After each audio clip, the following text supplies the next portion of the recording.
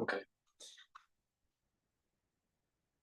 Hello, this is Dr. Paul Cottrell. We're doing a live stream tonight, going over the news. I'm doing this stream on February 1st. This is on the big channel on YouTube. I'm also going to set up the stream on my website, the-studio-reykjavik.com. So thank you for joining tonight. I appreciate it. I don't normally do a live stream at night. I'm usually doing it in the morning, but I figured because of what's going on in the news, there's lots to cover. So it's important to perhaps do a few live streams in the evening, but for the week. But for the ones that don't know, when I do the live streams in the morning, I'm doing it on Rumble, on YouTube, and also I have X Spaces simulcast, so you can do a call-in to ask questions. Tonight, we're not doing the call-in. Tomorrow, I will be doing a live show with John Hogue. That's at 10 o'clock p.m. New York time, all right? Eastern time, Eastern Standard Time. So 10 o'clock p.m. tomorrow, we're going to be having a live stream on my website and a live stream on YouTube with a simulcast on X Spaces where you can do a call-in. It's interactive. So, please, join the show tomorrow on X Spaces for the call-in. And you can also, listen through the live stream on YouTube and on my website, the-studio-reykjavik.com. I will also be posting on all the other channels after the live stream for different premieres. So you can, listen if you can't join the live stream.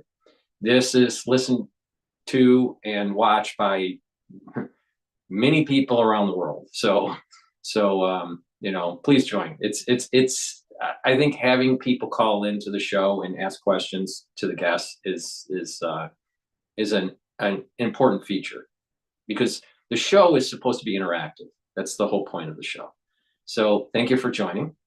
And what we're going to do is we're going to start with the videos here. I want to play CNN and hear about the helicopter fatal collision. This is done by CNN. It was posted about 9 hours ago. Let's start here. I gotta set up the speaker.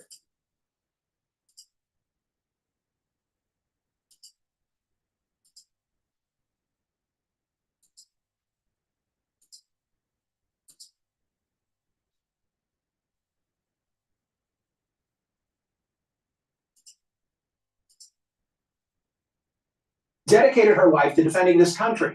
All right, there we go. Let me tell you a story of how, caught in the ensuing crossfire, was an American soldier, Joe Ellis. She's a service member who has dedicated her life to defending this country. Spent 15 years in the Virginia Army National Guard, is a chief warrant officer, a combat gunner, a UH-60 Black Hawk pilot. Joe is deployed to Iraq, Guatemala, and Kuwait. She's also a transgender woman who transitioned while in service and coincidentally once worked as the digital media manager for Swerconish.com. Now, go back to Monday. On Monday, President Trump. So basically what we have here, thank you for the ones that are joining. Basically what we have here is CNN trying to demonize Trump with the whole DEI issue with the plane crash and the helicopters and all this stuff. So they're going to try, CNN is going to try to whip this into Trump is totally wrong about the DEI and blah, blah, blah. And so they're going to use a bunch of emotional fallacy. They're going to use a bunch of, woke agenda. So watch how CNN plays this one. A newly confirmed Defense Secretary, Pete Hegseth, to implement a policy to come up with the means to preclude transgender personnel from the U.S. military, arguing that being transgender is not consistent with military ideals. When I read that, I invited Joe to be a guest on my SiriusXM radio program. On Tuesday, she wrote a moving piece about her experience. We published it on my website. And then on Wednesday, she joined me for a national radio interview on SiriusXM. It was that night that the tragedy occurred on the Potomac. And by Thursday night and Friday morning, Joe Ellis was falsely accused of piloting the Black Hawk helicopter that collided with the American Airlines jet. And then absolutely horrific headlines like this. Offensive, conspiracy-fueled tweets ensued that went viral. Joe Ellis was the #2 most trending topic in the United States on X late Friday morning with more than 90,000 posts, according to Trends24, a website that tracks trending topics. I suspect the visibility that came from the radio interview, along with the article we published at Swerconish.com, put Joe's name in play such that she became an easy target for some of the twisted voices that have outsized influence online. Joe became collateral damage, linked, blamed via high-speed internet to a tragedy with which she had nothing to do. Collateral in the president's unfounded theories and attempt to divert attention away from real conversations about who's going to lead our country and what truly happened in the crash. All right, so what is the issue here? Is it that she was falsely accused, which is an issue? She should not be falsely accused. He, she, whatever. All right, but they open up that it's a transgender issue. So this is where CNN always tries to push this whole woke, ultra lib agenda, and they always fail. And this is the reason why their ratings are plummeting. She'll forever represent a cautionary tale of how the combination of loose talk and trigger fingers on keypads can sully a person's reputation and subject them to online ridicule, scorn, and threats. Joining me now is Joe Ellis. Nice to see you, Joe. How did this all happen from your perspective? Where were you? What were you doing when you found that you were being blamed for the Washington catastrophe? Thank you for having me, Michael. I want to reiterate that I'm speaking in a personal status, not representing the National Guard, U.S. Army, or Department of Defense. My heart goes out to the families of the victims, and they don't deserve these rumors. I learned of this at 4:30 a.m. Friday morning from a text message of a close friend that a bot account was commenting on his Facebook post, asking if he knew Joe Ellis, who killed those people in the DC crash. Then someone sent me a link to a Pakistani newspaper article naming me in the crash. And then I received a Daily Mail phone call asking if I was alive and if I knew what was happening to me. What sort of threats, what sort of ridicule, what sort of pain have you been being through? Falsely accused of something like this is wrong, is absolutely wrong. Now, how this person was falsely accused, I don't know all the details, but they set the show up that it's some transgender thing. What the real issue is that someone is falsely accused, but don't push the trans stuff. You didn't need to. It's unrelated.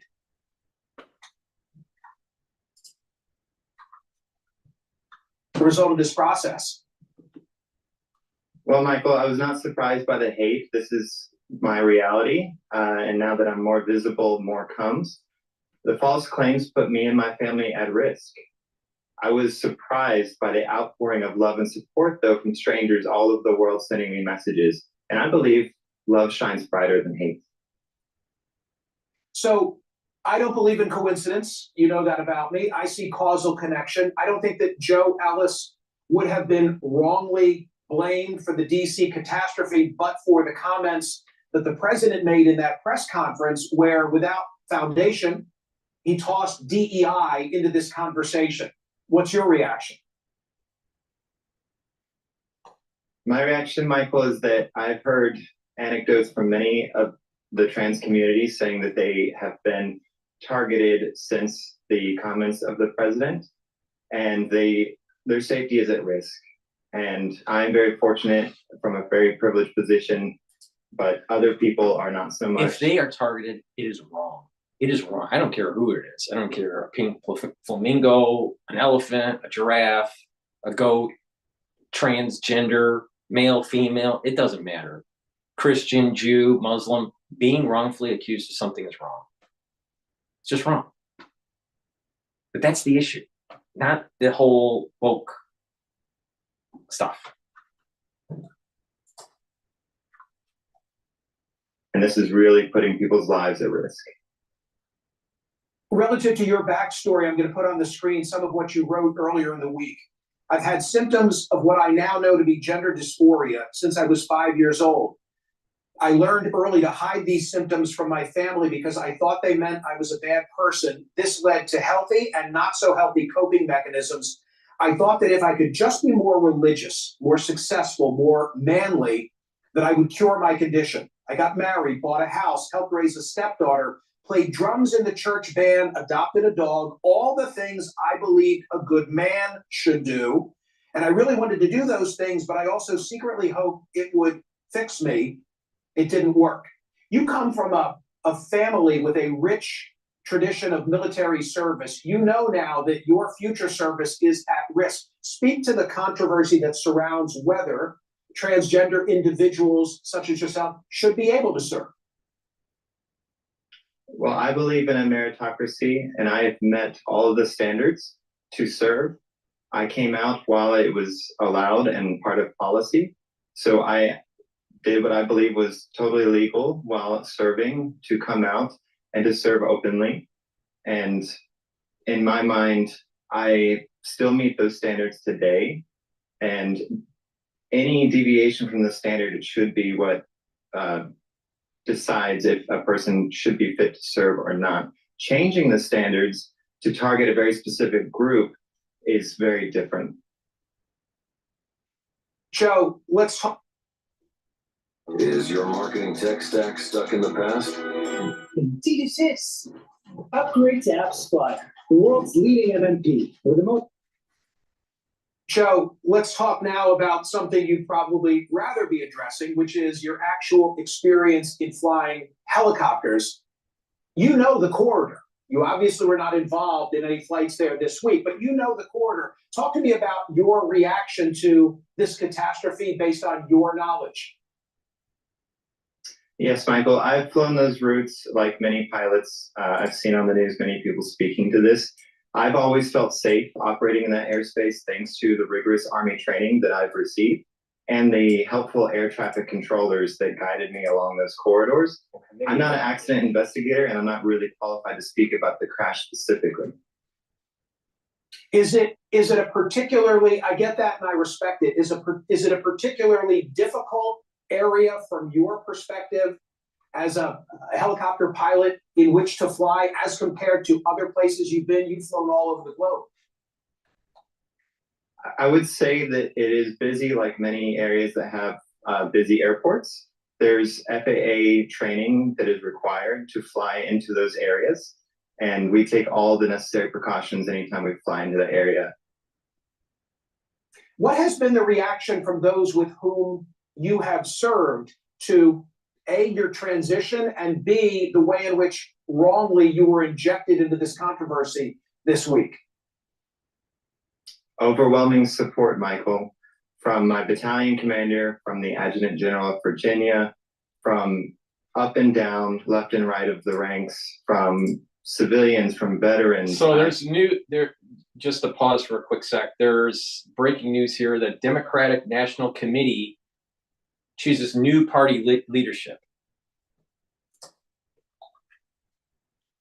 Received messages from South Africa, from places all over the world, supporting me and serving me allowing me to serve openly. And finally, I described what happened to you, Joe, as a cautionary tale for all of us of how just someone who is in service, in your case, in service to their country, going about their private life, all of a sudden gets thrust into the public domain. In a prior era, you know, your injury to reputation would have been limited by how many voices could tell a story, whisper down the lane. But in this instance, when you were the #2 trending subject on X yesterday, it's all just a send key away. Final thought? Final thought is my Army training has prepared me to handle the unexpected. And That's a stupid answer. You know what the problem is? With social media, we have developed the capability of individuals to be malicious and to feel as though there's no repercussions.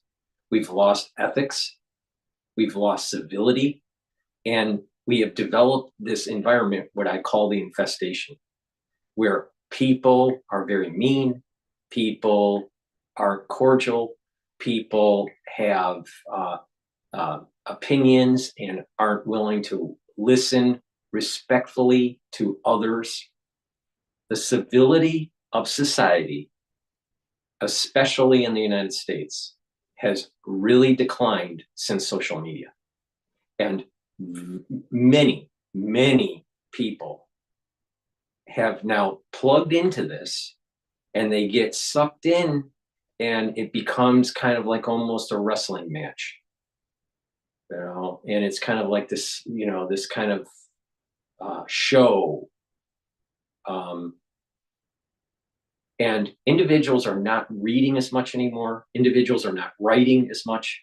Individuals are not sitting and being civil and listening to the other side of the debate, or whatever it is, and trying to understand their perspective. Everything is just, they're wrong, you must be right.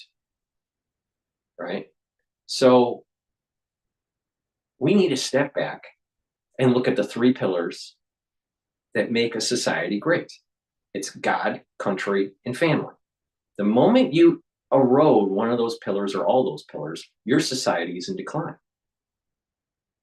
And the ethics that we have in society today, especially when it's magnified in the infestation in the social media world, is to a point where we are radically becoming like beasts of the field.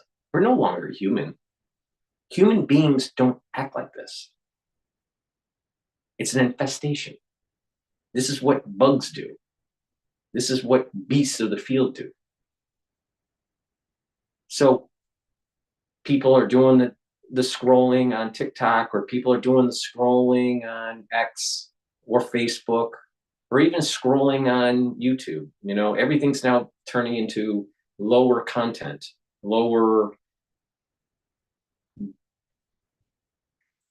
bite-sized chunks of information, even though the information is poor. It's not that informative. Sometimes it's not even that accurate. It's like junk food. but junk food for the brain, not just, not junk food for for your pancreas, right? There was a time where people would hunt and actually prepare the animal, and it was fed to the tribe or fed to their family. All right. And there was a lot of time to procure the animal, and there was a lot of time propping the animal. And then there was a feast, right? And there was a socialness to it. Now you go to the grocery store and you get a candy bar, get a quick sugar fix. Social media is just like that. Before, people would have to go and read a book. But there are many people that can't finish a book from cover to cover now. Many people can't even write properly. But the thing is that people have plugged into social media to the point where it has caused a decline in their education, either formally or informally, their ability to be civil. And what has happened is that it's just they're looking for a quick answer. Every question must have a quick answer, because that's what the scrolling does. It's like that the dopamine hit, and that and you're just looking for a quick answer. Well, many problems need to dive into the details and the nuances. It can't be explained in 160 characters or in 2-minute videos. It needs to be a long form. If you look at a author for history, and they write a book that's 300 pages on, let's say, the life of Churchill. Now, Churchill was a unique character. He's kind of like, he straddled two different worlds: a modern world, post-World War II, but also pre-World War I. So he was an interesting character. And because of that arc of history, to really pay homage to his biography, it can't be 300 pages long. It has to be like 600 or 900 pages long. But people don't have the time to read it, or don't have the wherewithal, or they don't have the inclination.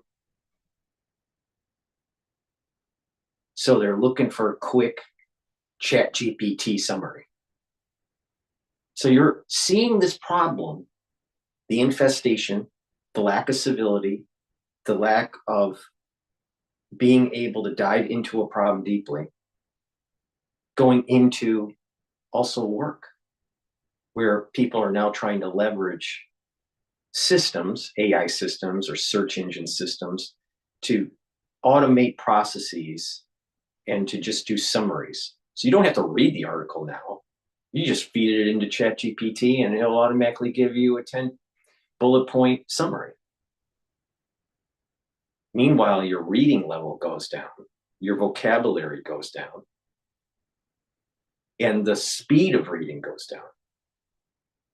But you can get the summary really quick, but you've lost all these other skills. Civility and spending the time to understand the nuance is what's lacking in society now. That is the right answer. I reacted in that way, and I made preparations and contacted the proper people to keep my family safe, to keep me safe, and nobody deserves this kind of false rumors and attention.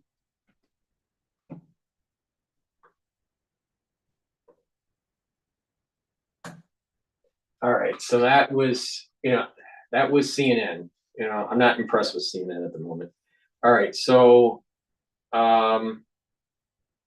let's go to live now. this is talking about the executive orders. This guy is Rosenthal. He's a trial attorney. I'm not sure what he's saying here, but let's check. Violate state law or violate federal law.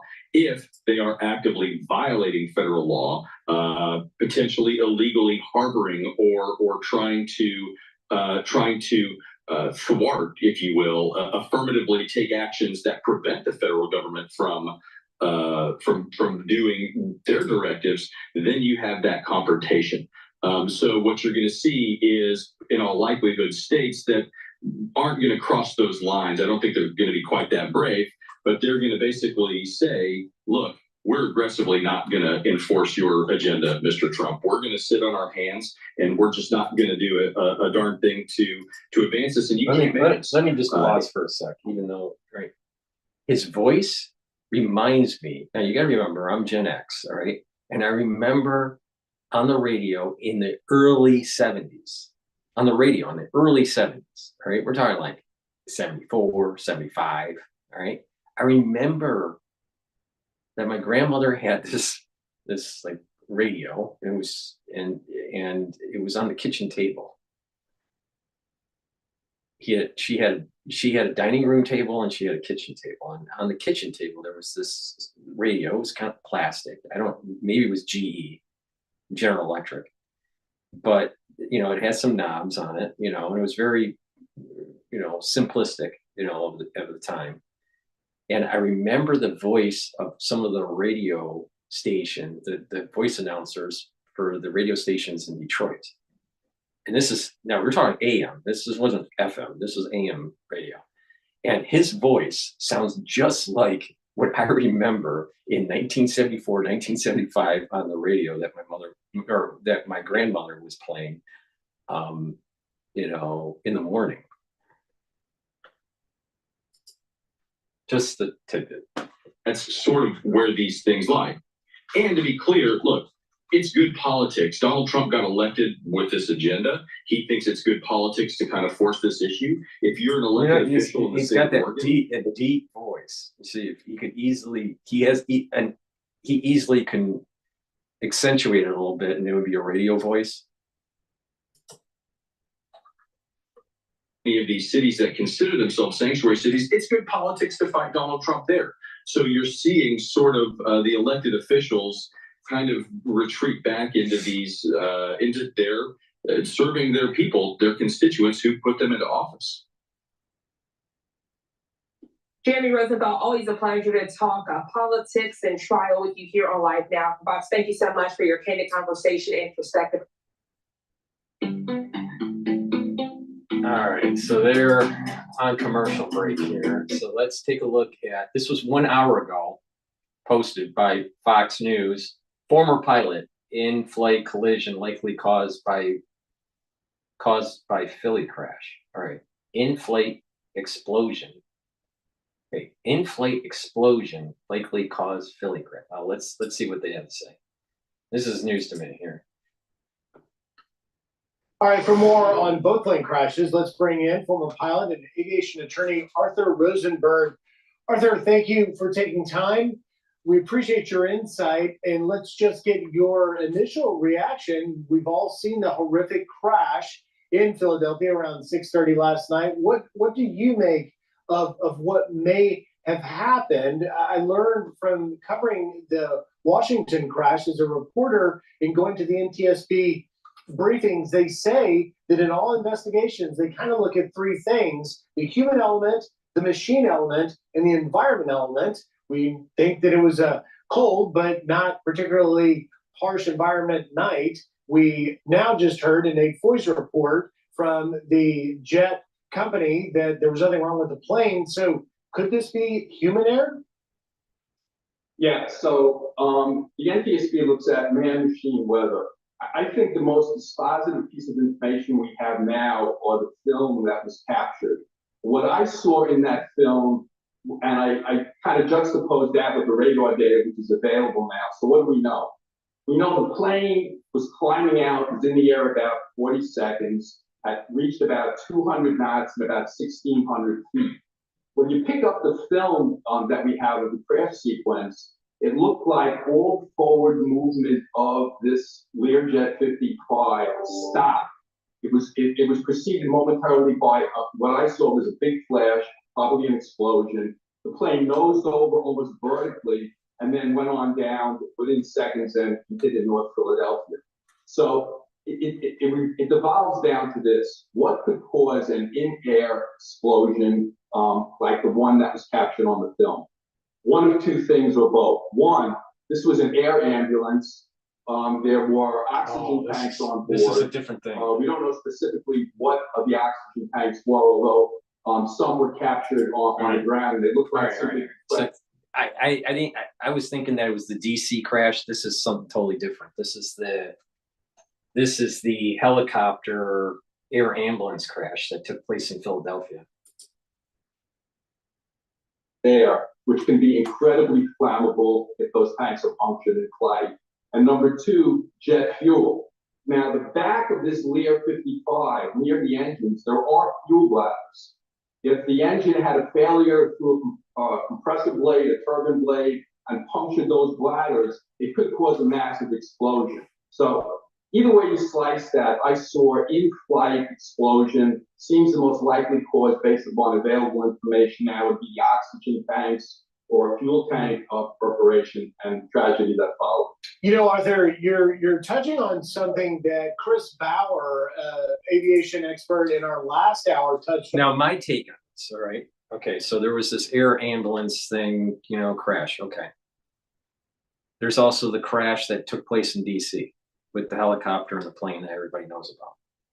There have been many problems with Boeing planes, especially in 2024. There was the crash of the F-35 that just happened just a couple days ago in Alaska. I believe it was Alaska, on an air base, I think it was. And so the question is, why are all these planes having problems? Then you look at another data point, and that is, well, what about the drones?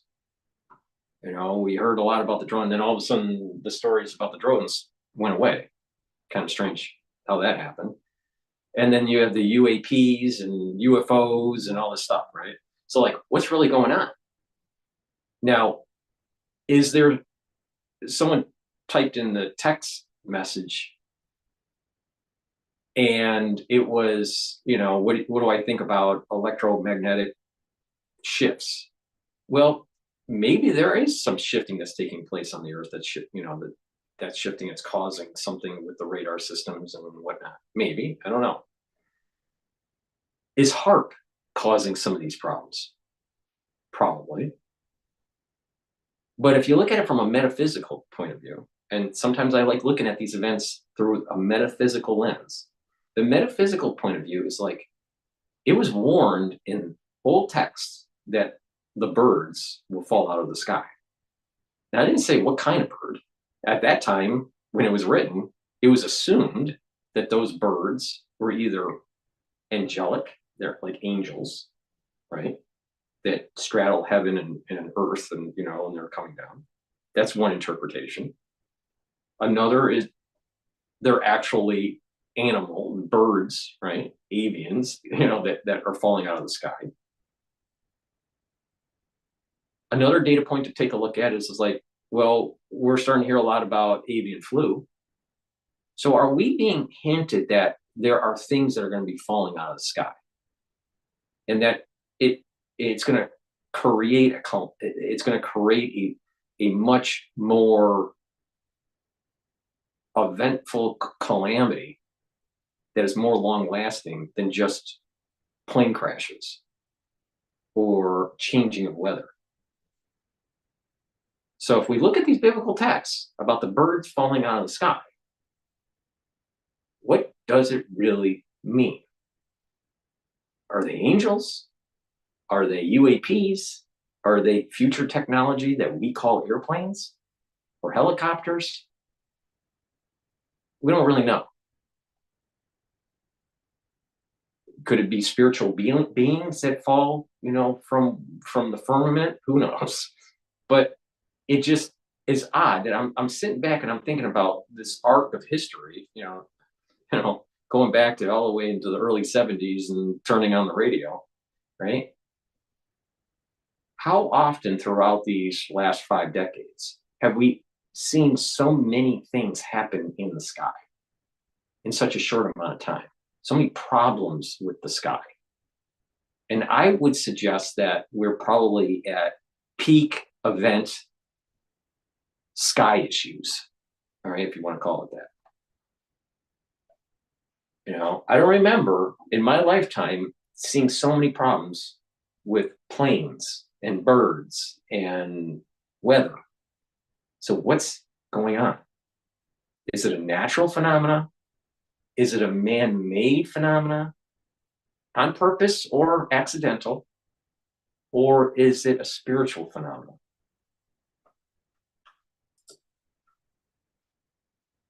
And that is this rapid descent that we saw. Here's a little bit of what he said. I want to see if you agree. It looked to me like it was initially accelerating normally, but then it stopped.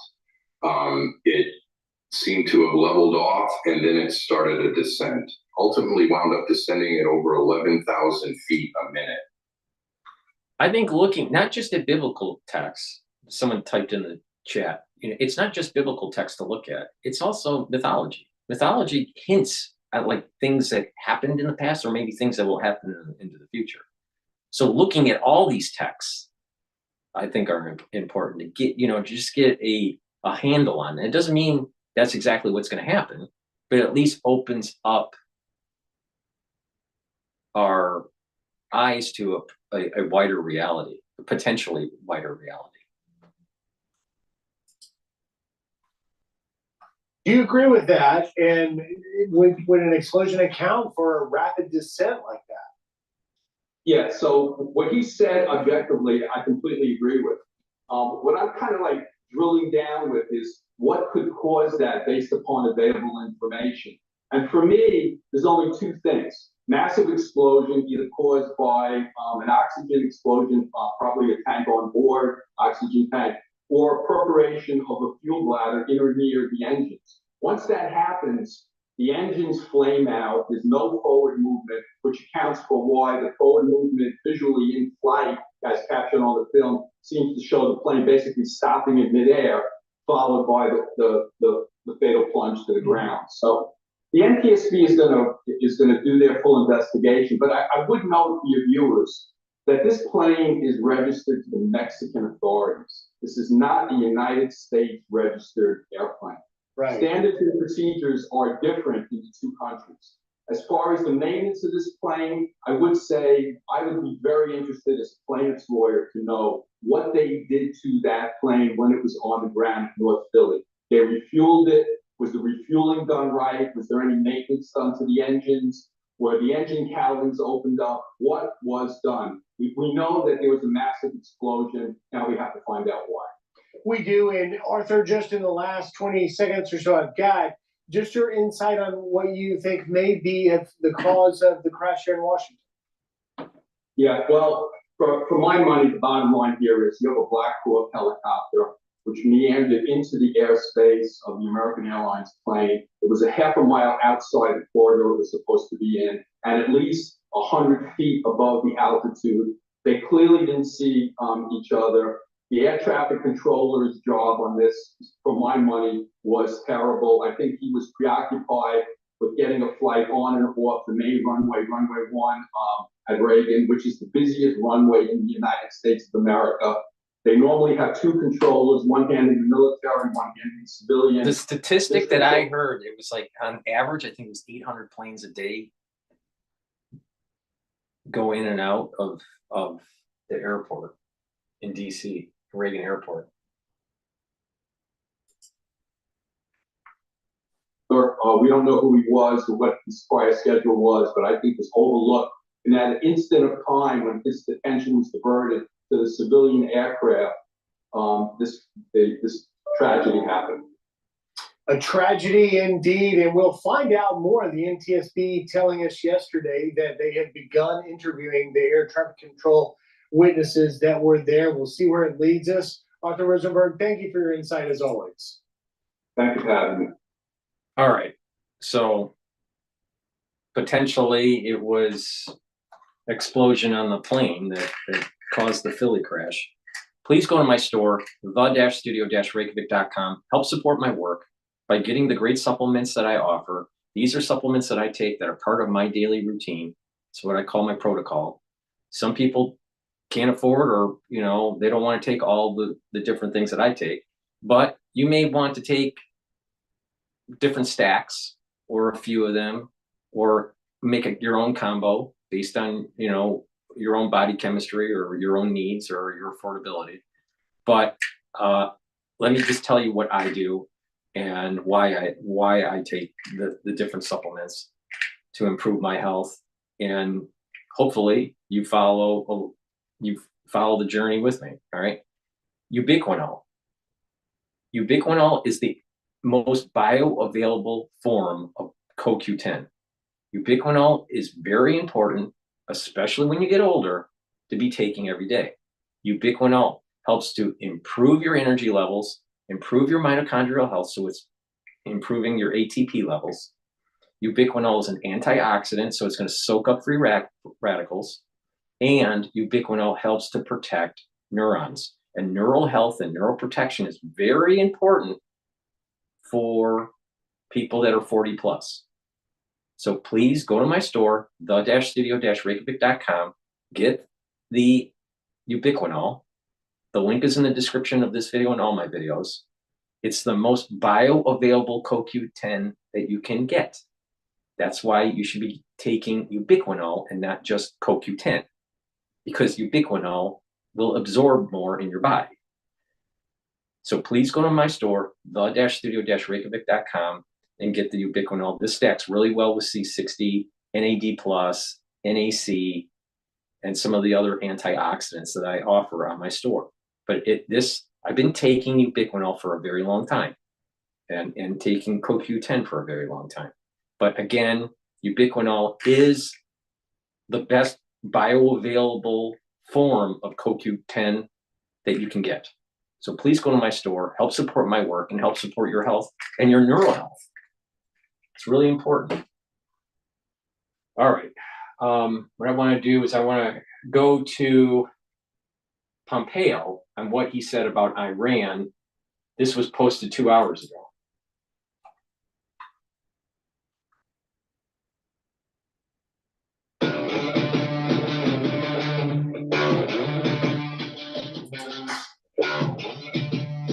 Let's bring in former Secretary of State under Trump's first term and former CIA Director Mike Pompeo.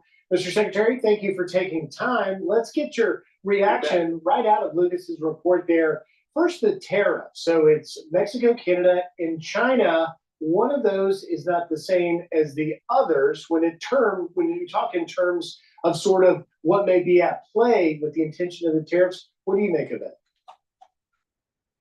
It's great to be with you. Look, the tariffs make sense when you have a objective, and President Trump has always simply demanded fair, even, reciprocal trade. And he's trying to get that with the Mexicans, with the Canadians as well, and certainly, of course, with the Chinese Communist Party.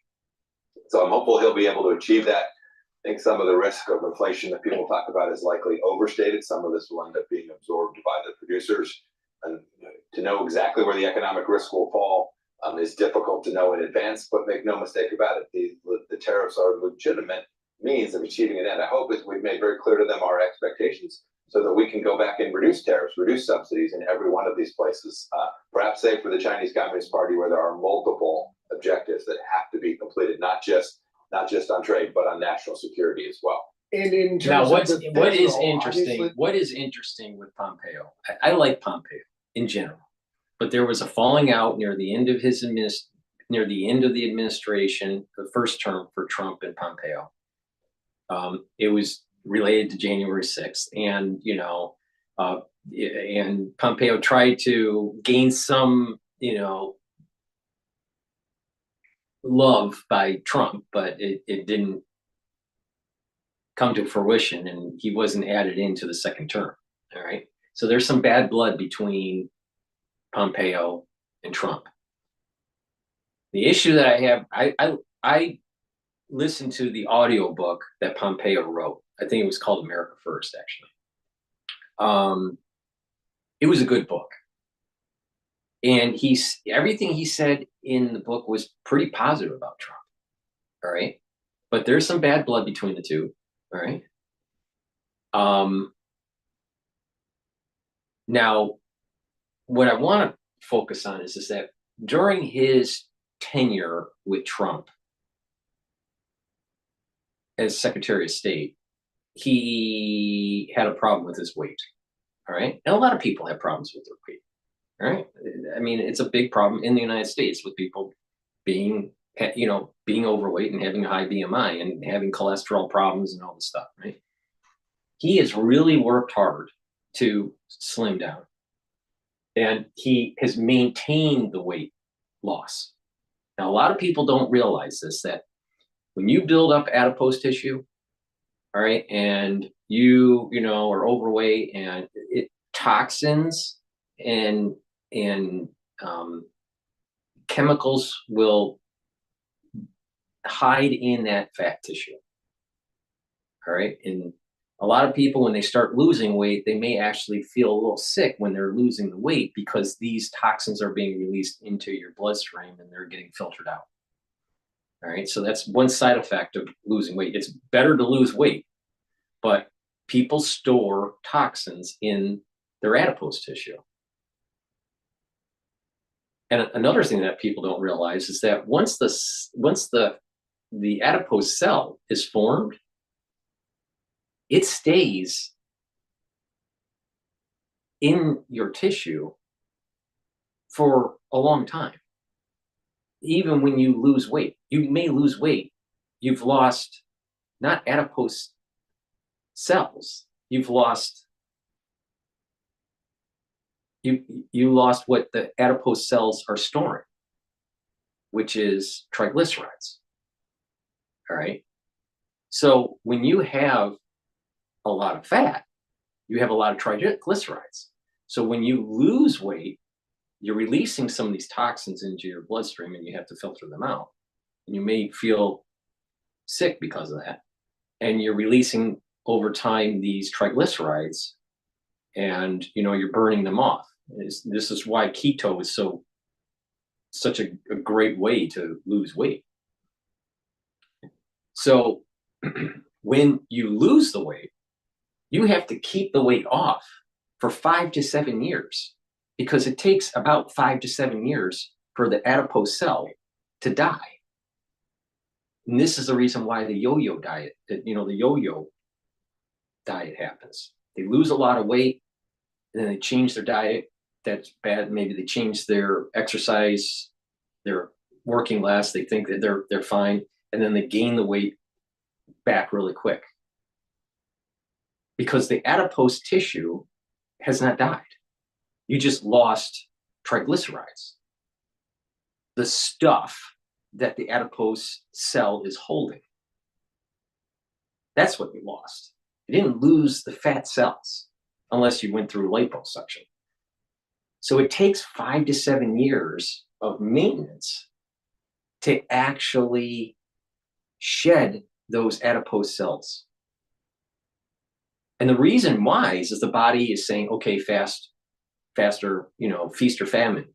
All right. Back in hunting and gathering, you ate a lot when the season was plentiful. You store energy for the winter, and then you burn it off to keep you warm all the way into the spring when new food is available. So you had to have some adipose tissue already shrunken down during the summer and early fall, only to build up the triglycerides for the winter, for the late fall, the winter, and early spring. And then you start burning, during that period of time, you're burning it down. But because we are now living in, quote, civilized world, you have to realize that maintenance is really important. You lose the weight. Let's say you lost 50 pounds. Great. Awesome. But don't sit on your laurels, because your adipose cells still exist, and they will stay there for 5 to 7 years. So you have to maintain the weight loss for 5 to 7 years to radically change the distribution of the adipose cells. You've changed the content of the adipose cells, but you didn't get rid of the adipose cells. They have to go through apoptosis, and it takes years for that to happen. Because you're fighting against our biological mechanism to survive winners, to survive famine. But I'm impressed with how he's maintained his weight loss, because he was having a problem when he was Secretary of State. Precursors coming from China, then coming across our southern border with Mexico, certainly perhaps part of it. Undoubtedly, I remember this from the first Trump administration. President Trump made clear to Xi Jinping he needed those flows reduced. We got it for a time, and then it just has now wandered off over these last 4.5 years.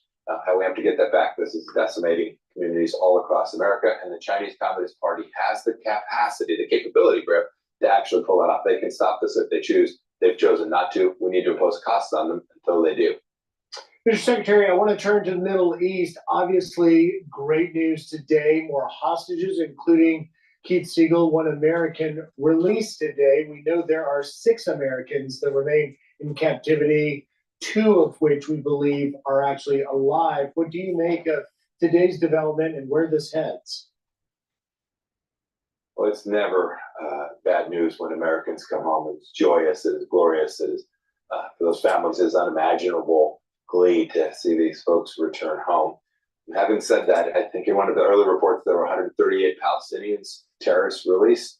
They'll commit terror again. So the risk to the next set of American families is very real. We need to make sure, importantly, Griff, that we continue to support the Israelis in their effort to decimate Hamas. They can never be in control, they can never be in charge, and they can never reorganize. The Israelis also have to create space on their northern border. We'll have more hostages if we can't get the Hezbollah to be completely destroyed by the Lebanese armed forces and allow the Israeli people who still aren't living in their homes, Griff, have 70,000 people still can't go back to the northern part of Israel. We have to give the Israelis the capacity to do that, and I am sure Prime Minister Netanyahu is heartened to have President Trump as his counterparty to that and not President Biden. Is that significant that that is going to be the first international visit, and what do you suppose is the goal there? Look, I think it will reinforce the deep ties between our two nations and the great work that these two leaders did in building out what became the Abraham Accords in the first Trump administration. And then I'm sure each of them will want to talk about how it is they're going to get at the real root of this problem, the regime in Iran. How is it they're going to take out that regime in a way that gives Israel the security assurances it needs and then reduces the risk for America, right? If you put America at the front of your foreign policy, you don't want to send our young men and women to fight and risk their lives in the Middle East. And taking out the regime in Iran is a core part of making sure we don't ever have to do that to any American family. And lastly, Mr. Secretary, I want to get your reaction to 6 Americans freed in Venezuela, Rick Grinnell going down there, a big victory there. But then the president just a little while ago saying that Venezuela agrees to take back criminal illegal migrants, some of whom may be part of that Tren de Aragua gang members. What's your reaction to that? That is all good news. Getting those folks home is fantastic news.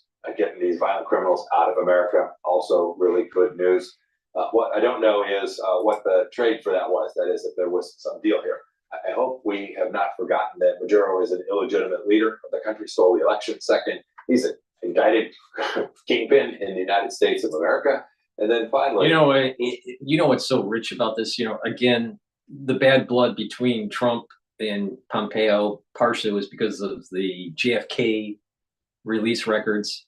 Pompeo didn't want anything being released or a lot not to be released. And then the whole January 6th thing. Now, it's really odd that he says, there was election fraud in another country. And when you look at that, the statistics, it was that jump diffusion, that jump curve in Venezuela, all right? A stolen election.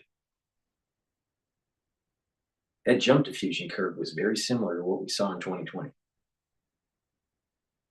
Actually, the magnitude of the jump to fusion was more in the election in 2020.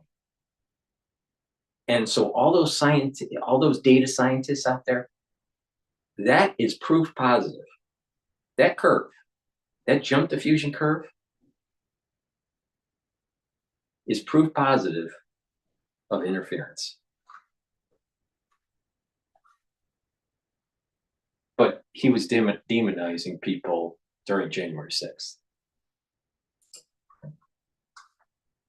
Forget, he's in the control of the Iranians, the Chinese, and the Russians. He is a mere puppet there in Caracas.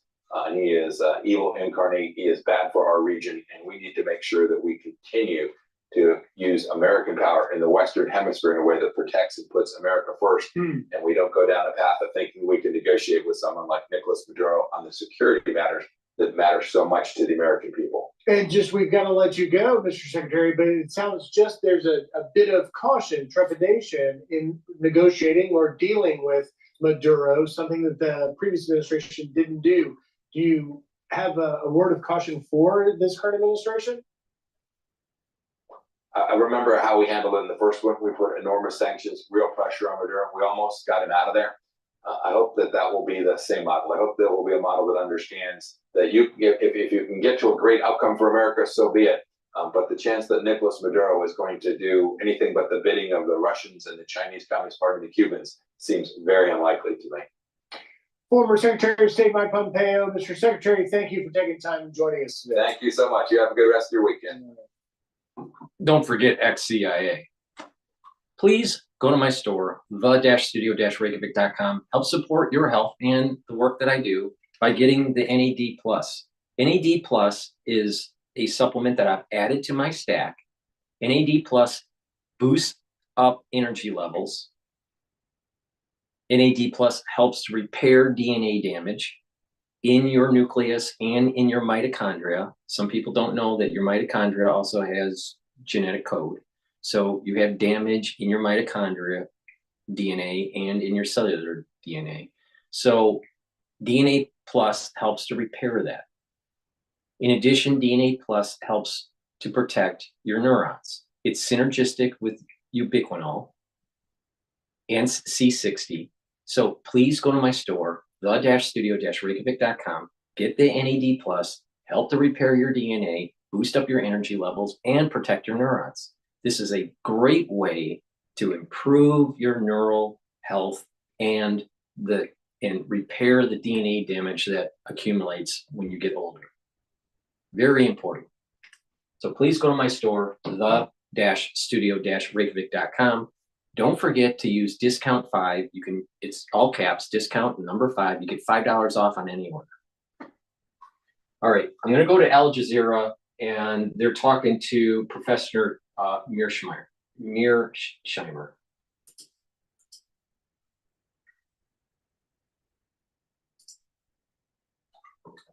And he is going to change, well, just about everything. But where is he going? Let's get to the bottom line.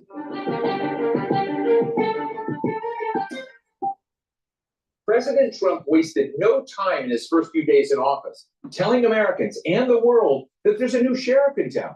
He quit the Paris Climate Accords and the World Health Organization, and he froze most foreign aid until his staff had time to review, throwing America's humanitarian programs into chaos. He mobilized the military to round up migrants living in the U.S. without residency papers, and when Colombia protested the way its citizens were being sent back, the country was threatened with massive tariffs. Colombia then blinked and backtracked on its complaints. He's also been belligerent with his closest neighbors, Mexico and Canada, officially rebranding the Gulf of Mexico to the Gulf of America.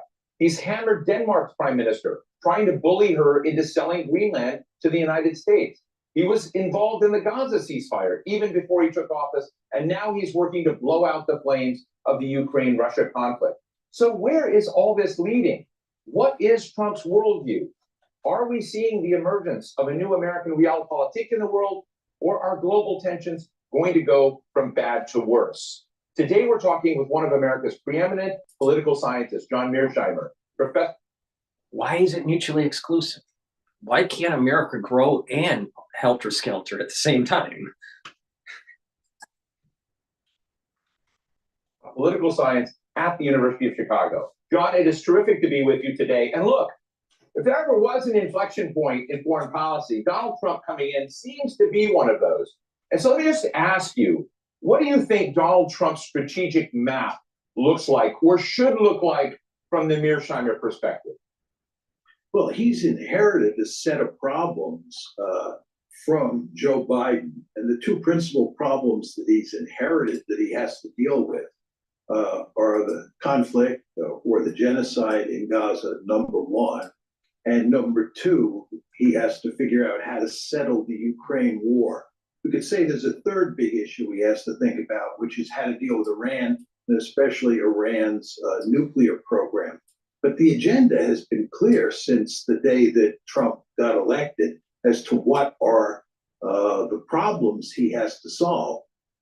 What's disturbing is that there's no evidence that Trump and his advisors have come up with any sort of meaningful solution for dealing with any of these three problems. I think that's most apparent in the case of Ukraine. I mean, you would have expected him, once he got in the White House, given all his claims about how he was going to settle this thing very quickly, maybe even before he moved into the White House, that he'd be making progress in that regard. But there's no evidence of that. So I don't see much change now that Trump is in charge.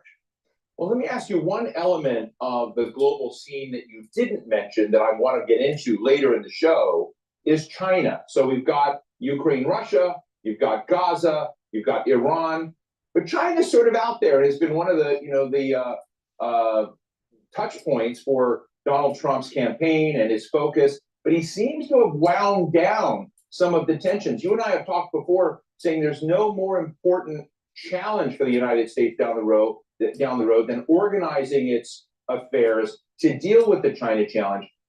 Has that fallen off the Trump map? There's no question that containing China is of great importance to the United States. In my opinion, it is the principal mission.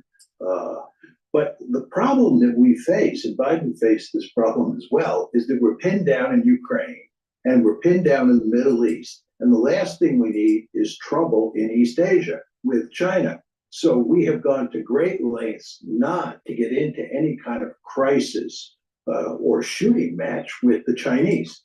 The Chinese, on their part, have a number of domestic problems, both economic and political, which gives them little incentive to cause trouble and take advantage of the fact that we're pinned down in the Middle East and in Ukraine.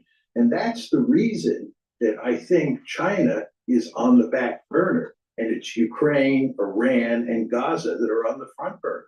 Well, let's take these in some order. Let's look at the Ukraine-Russia. Just before President Trump's inauguration, I happened to run into General Keith Kellogg. Kellogg is Donald Trump's envoy for resolving the Ukraine-Russia mess. And Donald Trump had been saying, as you know, that he would solve it in 24 hours. And then Trump said, well, maybe it'll take 6 months. General Kellogg said, it's going to take me 100 days. So as you kind of look at it, look at the attention, and you have been an advocate for negotiating, seeing negotiations between Russia and Ukraine as a key piece that needed to move forward. Now that it's moving forward, do you worry that Donald Trump could agree or push a deal that gives Russia a green light to expand further in what used to be considered its sphere of influence?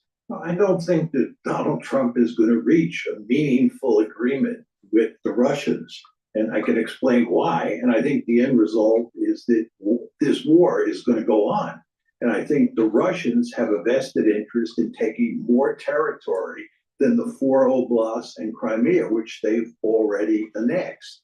So I think that in the end, what we'll get here is a frozen conflict, not any form of meaningful peace agreement. And the Russians will have a big slice of territory, which will have devastating consequences for Ukraine. Now, why? So I'm just answering some questions in here. Dublin's talking about, why don't we focus on our own country and leave other countries alone? That's in a perfect world, we should be doing that. The problem is we're not living in a perfect world. And unfortunately, we're trying to clean up the mess that the CIA has been doing since the 1950s. A lot of the problems that we have in the world are because of the aftermath of intervention by our intelligence agencies. Now, that's not the only reason, but it's a big part of it. But in terms of Taiwan, I think that the United States needs to protect Taiwan. And if China decides to go after Taiwan, I think the allied forces in the Pacific need to work together to fight China. Now, the other question was about C60. The question was, does C60 put graphene in your body? The answer is no, it doesn't. Now, what C60 is a buckyball. You can't break the buckyball. All right, it's circular. It's like it's a molecule of 60 carbon, and it will help to soak up free radicals. It's very potent. It's one of the most potent antioxidants you can take, and that's the reason why, and I'll be talking about it in the show. It's the reason why I take it every day. I take a teaspoon of it a day. It soaks up free radicals. It boosts up the health of your mitochondria, so your ATP goes up. And by reducing the stress in the cell, what will happen is that the cell will perform better, and the tissues that the cells are in will perform better, and the tissues in the organs will perform better. Therefore, you're seeing huge benefits in a multi-organ system. All right, so you're going to have better immune system, better endocrine system, more energy, and a healthier body. And what you'll notice is that over time, if you take the teaspoon a day every day, you're going to actually see that you are slowing down the aging process. And not only that, your exterior features like your skin will actually improve because you're improving the basal layer of where your new skin cells are coming from. So there's a lot of people that say, well, what's graphene? Will it put graphene in your body and all that? No. And not only that, you can't break a carbon 60 molecule. The body doesn't break it. It soaks up the free radicals and you urinate it out. But if you try to shoot a buckyball into a wall, right? Microscopically shoot molecules into a hard surface, you can't break C60. It's a very super hard molecule. And it doesn't break apart. There's no enzyme to break it. So it can't unfold. It's impossible to unfold. So C60 is a very safe, very effective antioxidant that I highly recommend. I use it every day. I take a teaspoon a day. You should take it before you before you eat, for better absorption. If you have an empty stomach, it has the best absorption then. And it has to be in a lipid for absorption. So certain molecules have to be they're either water soluble or lipid soluble. C60 is lipid soluble. So it has to be in a lipid, and so you can get it in avocado oil or extra virgin olive oil or in MCT coconut oil. And by being suspended in a lipid and you're taking it on an empty stomach, you're absorbing it. And then what will happen is as it's moving around in your body, and because it's in your bloodstream now and it's getting into your tissues, it's soaking up those free radicals. Now, the beauty about it is that not only is it soaking up free radicals in your tissues and in your cells, right? But it's also soaking up the free radicals that are floating around in your bloodstream. And those free radicals that are floating around in your bloodstream is one of the mechanisms that causes plaque. So by soaking up the free radicals, you're reducing the oxidized LDL. So you're reducing cardiovascular disease on top of it. So C60 is very safe. And there are a lot of people out there that don't understand organic chemistry or what graphene or they don't understand any of it, all right? And if a C60 molecule cannot be broken, You can't break C60. So, and the way the way the charges are as the electrons are moving around in the buckyball is it allows you to soak up those free radicals. Now you compare it to, let's say, vitamin C. Vitamin C is only one molecule, and so once it neutralizes the free radical, the C60 if you compare C60 to vitamin C is one molecule. And it can, right? C60 is one molecule, but 60 carbons. A vitamin C molecule, once it absorbs a free radical, that molecule changes and can't absorb any other free radicals. The way the C60 works is it recharges. It doesn't change. And it's soaking up the free radicals. So that's why it's so potent. One C60 is like hundreds, if not thousands, of vitamin C molecules, just one. And so that's why it's so potent.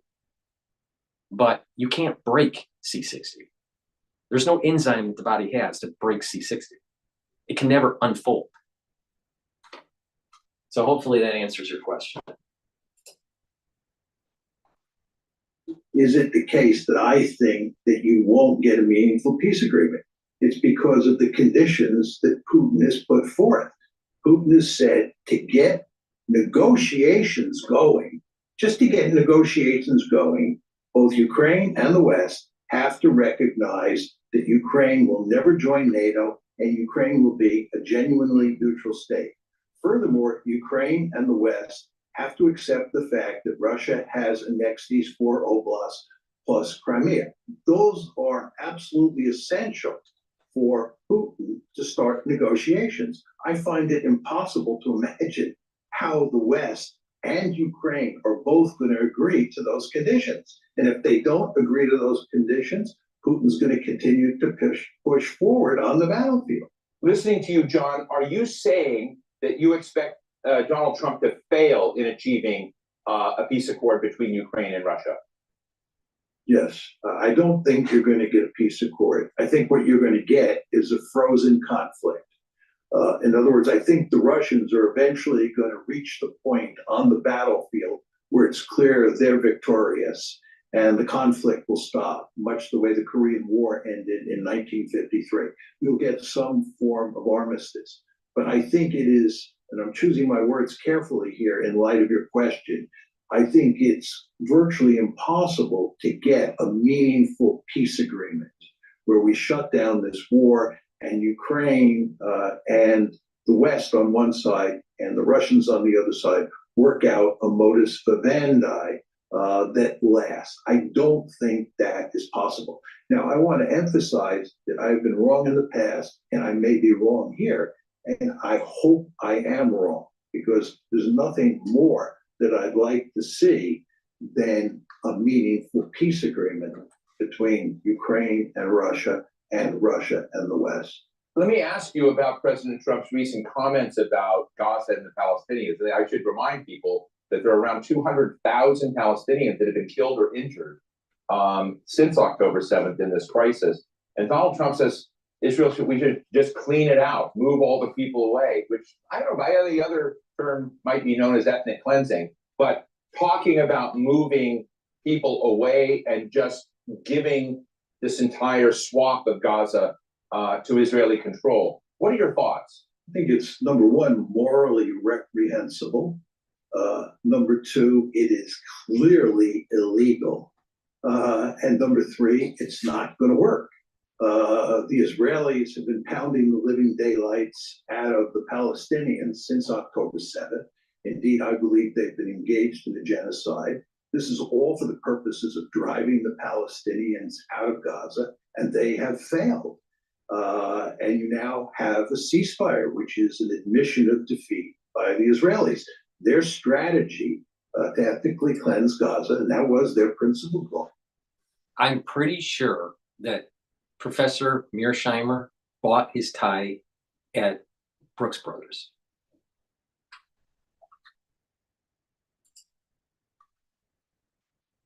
Has failed. And this tells you that the Palestinians have no intention of leaving. And the Jordanians and the Egyptians who would, in Trump's scheme, take in these Palestinians have made it unequivocally clear that this is unacceptable. So I don't see how this is going to happen, which from my point of view is all for the good, because as I said, I find this morally reprehensible. I'm wondering about Jordan and Egypt, who are also important, essential regional allies and partners of the United States. And do we reach a point where Donald Trump is just super tough with our best friends, frankly, in the region?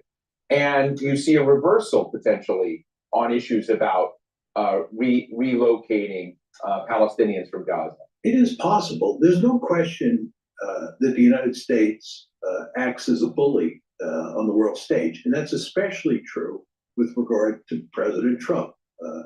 He has very powerful tendencies to act like a bully. And there's no question that sometimes works. It has significant costs, however, because states oftentimes don't cooperate with you. And the question is, will the Egyptians and the Jordanians break when Trump puts pressure on them? I think they will not. And I think they will not because they understand they run the risk of being overthrown by their populations. If they decided to cooperate with the ethnic cleansing of Gaza, it would cause them huge problems at home. And I don't think they want to run that risk. Furthermore, even if they do agree, you still have to drive the Palestinians out. And there's no evidence that the Palestinians are willing to participate voluntarily in a third Nakba. I'm interested in whether you think some of the fundamental alliances that America has in the world, like with Japan, like with NATO nations, are up for review and essentially up to be redrawn.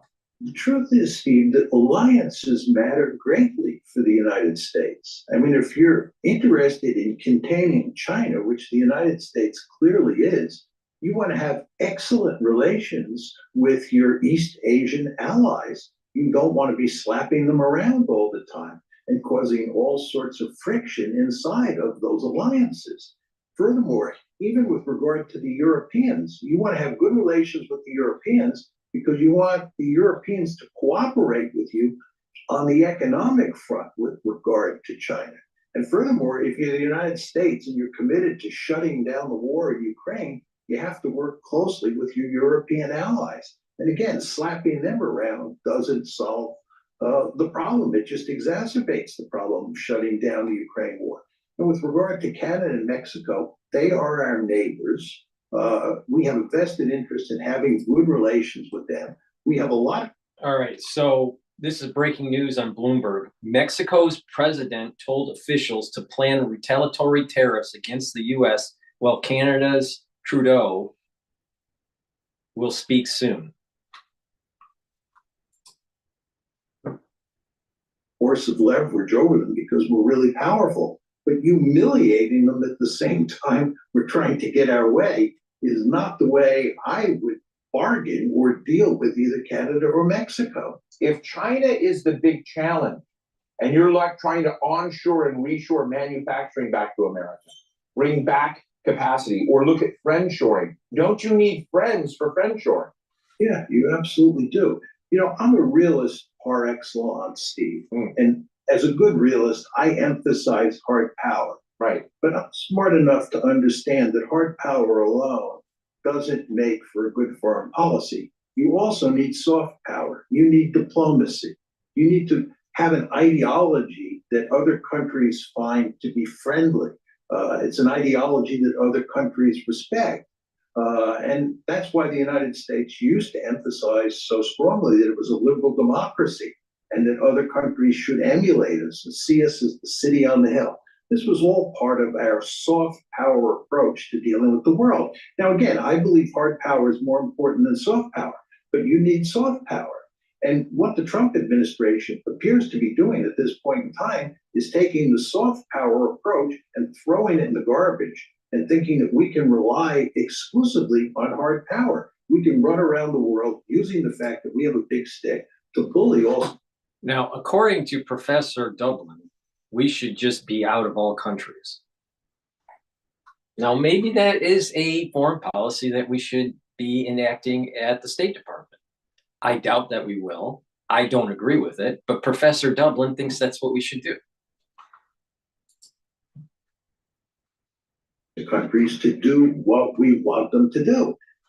Some of that will work, as I said before, but it's not the best way to do business by any means, especially in a world where you need allies. Let me ask you for a moment about one of the other major players in the world, Israeli Prime Minister Netanyahu, who in my book seems to be on a roll. He came in, he was in office, looked like he was up, dealing with legal problems and legal challenges. October 7th happened.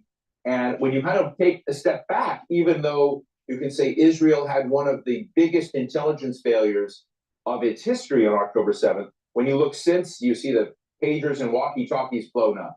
You see the Hezbollah network essentially blown up. You see Hezbollah and Hamas leadership decimated, assassinated inside Iran. And you see the fall of Bashar al-Assad in Syria because of the lack of support of some of his allies like Iran and Russia. I think Oscar, what he wrote in the chat, I think it's important to keep in mind. 20% of the money that everybody has sent to Ukraine could have stopped world hunger. The money that the United States has sent to Ukraine for the war effort, I wish we didn't. I think that NATO's expansion eastward caused this issue between Western alliances and the conflict with Russia. I think it's poor mismanagement of NATO and its expansionist policy since the fall of the Berlin Wall. So this is a strategic error by the United States. But also, I'm upset that we don't support our own veterans. Veterans in the United States need help. They need housing, they need medical care, and I much prefer to spend that money on our veterans than on Ukraine.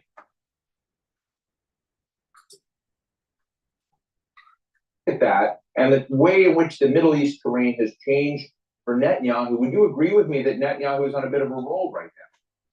No, I think you're dead wrong. I think you've been listening too much to Israeli propaganda and Israel lobby propaganda. First of all, let's talk about Gaza. The Israelis lost in Gaza. They were supposed to destroy Hamas, right? They weren't going to leave. They were going to ethnically cleanse at least northern Gaza. They were going to remain on the Philadelphia line, which separates Egypt from Gaza. They've given up on all those things. They admit that Hamas is... Professor Mearsheimer, the war is not over. It's just a ceasefire. Secondly, almost all of Gaza is leveled. Is it true that Hamas, there's still some, military capability within the Hamas infrastructure? Yes. But to say that they lost, I think, is hyperbole at best. And I think disingenuous. The war is not over. Who said the war is over? It's a ceasefire. And we don't even know if the ceasefire is even going to last. Most likely it won't last. How long will it take before it flares up again? Maybe in a few weeks, maybe in a few months, maybe next year. Who knows? But the war ain't over. It hasn't been over. It's been going on for a long time. It's never been over. But to say that the Israelis lost, do you think the Palestinians are in a better position now than October 6th of 2023? Now, let's be honest, Professor Mearsheimer. Were the Palestinians better off October 6th of 2023 or now? They were better off in 2023, October 6th. Their land, their buildings, their infrastructure, their community is destroyed. It's leveled.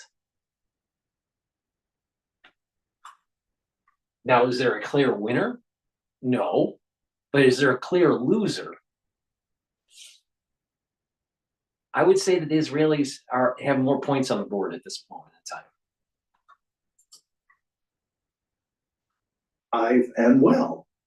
So that's a loss. With regard to Hezbollah, Hezbollah has not disappeared. There's no question that they decapitated the leadership there, but the leaders were replaced and they did some damage to Hezbollah, but Hezbollah is still there, well armed. Some damage? He's speaking again. Like, it's like Israel lost in Gaza and some damage to Hezbollah.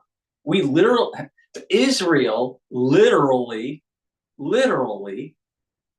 destroyed the infrastructure of its command and control of Hamas and Hezbollah and made Iran worry because their proxy militia or militias have been degraded greatly.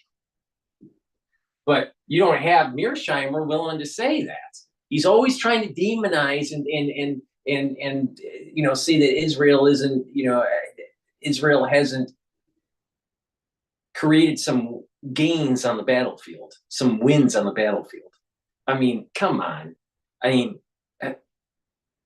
you got to admit, the pager incident and the pager bombings and all that, that was pretty, that was like James Bond type stuff. But they're losing, according to Mearsheimer. Really? I wouldn't say that they won, but I wouldn't say that they're losing because the game ain't over yet. But if you look at the scoreboard, I'm pretty sure that the Israelis have like 41 and the Palestinians have 13.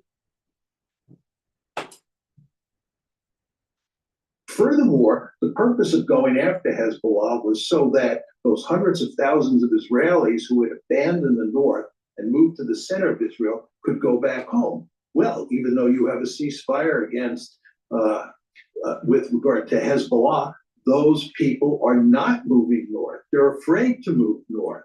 With regard to Iran, as you well know, Iran is on the threshold of acquiring nuclear weapons. It's closer than ever. And the idea that the Israelis can go in there and whack Iran and wreck Iran, I don't think that's the case at all. I think the one place where the Israelis have been successful is in Syria. And I think that Syria was an important conduit for sending Iranian arms to Hezbollah. And that conduit, for the time being anyway, has been shut off. But even there, I bet a lot of money that Hezbollah will eventually be fully rearmed. Then you have to deal with the fact that Israel has been accused of genocide, that the International Criminal Court has issued arrest warrants against both Netanyahu and his former defense minister, Yoav Gallant. This is a huge moral stain on Israel's reputation that will not go away. And indeed, in my opinion, will get only worse with the passage of time once people have a chance to reflect and write books and write articles and produce documentaries on what's happened in Gaza. So if you look around at the situation that Israel is in today, and in particular the situation that Netanyahu is in today, he is in deep trouble, as is that country. This is why it's so great to have you on the show, John. Make sure we get all the frames right. But Prime Minister Netanyahu is coming to Washington soon, and we'll be meeting President Trump. What do you think Trump should tell him? Pretty soon, we're going to go to this breaking news with Canada and Mexico with their tariffs against the United States. Trump ought to tell him the basic facts of life, which is that Israel is in trouble and that Israel needs to get out of this problem with the Palestinians that's been facing for decades. You know, the problem with Professor Mearsheimer, and some of it I agree with, and he's using logic and he's using political science and international affairs and, power vacuums and, the typical way to analyze a problem. And he's been successful at it. All right. He's missing one important ingredient. And that is maybe the Bible's right. maybe what the Bible has been saying for thousands of years is coming true. Just maybe. Now, would you put your eggs in the Mearsheimer basket or in the biblical basket?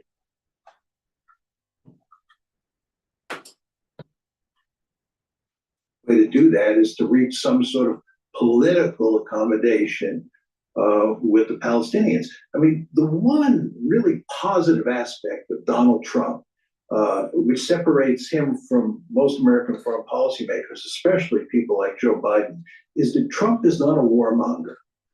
Trump is not interested in fighting wars. Trump is much more interested in diplomacy and political settlements, not war. And the Israelis, on the other hand, don't really believe in diplomacy or trying to work out a political settlement with the Palestinians. They believe in big stick diplomacy, what they call the iron wall. What they think they could do is beat the living daylights out of the Palestinians and get them to submit. This hasn't worked, and it's not going to work in the future. And what Trump should tell Netanyahu, and this is what I mean when I'm talking about the basic facts of life, that there are real limits to what you can do with military power. And in situations like the one that you face with regard to the Palestinians, the only solution is a political solution, not a military solution. One of the achievements of the last Trump It's not a administration political solution. It's not a military solution. It's a biblical solution. And we've been warned for thousands of years that there needs to be peace in the region through a religious solution. It's not political. It's not military. It's religious solution. Peace can happen through a meeting of the minds of all the parties involved in that region. Now, we can do it bloody, or we can do it through peace. But peace, not through a political solution, but peace through a religious solution. But it's our choice. Do we want it bloody, or do we want it peaceful? But the option of political and military solution, that's a no-win game. Trump talks a lot about are the Abraham Accords and talking about Saudi Arabia. And you can just sort of feel palpably both Trump's fascination with Saudi Arabia and Saudi Arabia wanting to actually do a deal with Israel, but Palestine being the nut that's just in the way of that.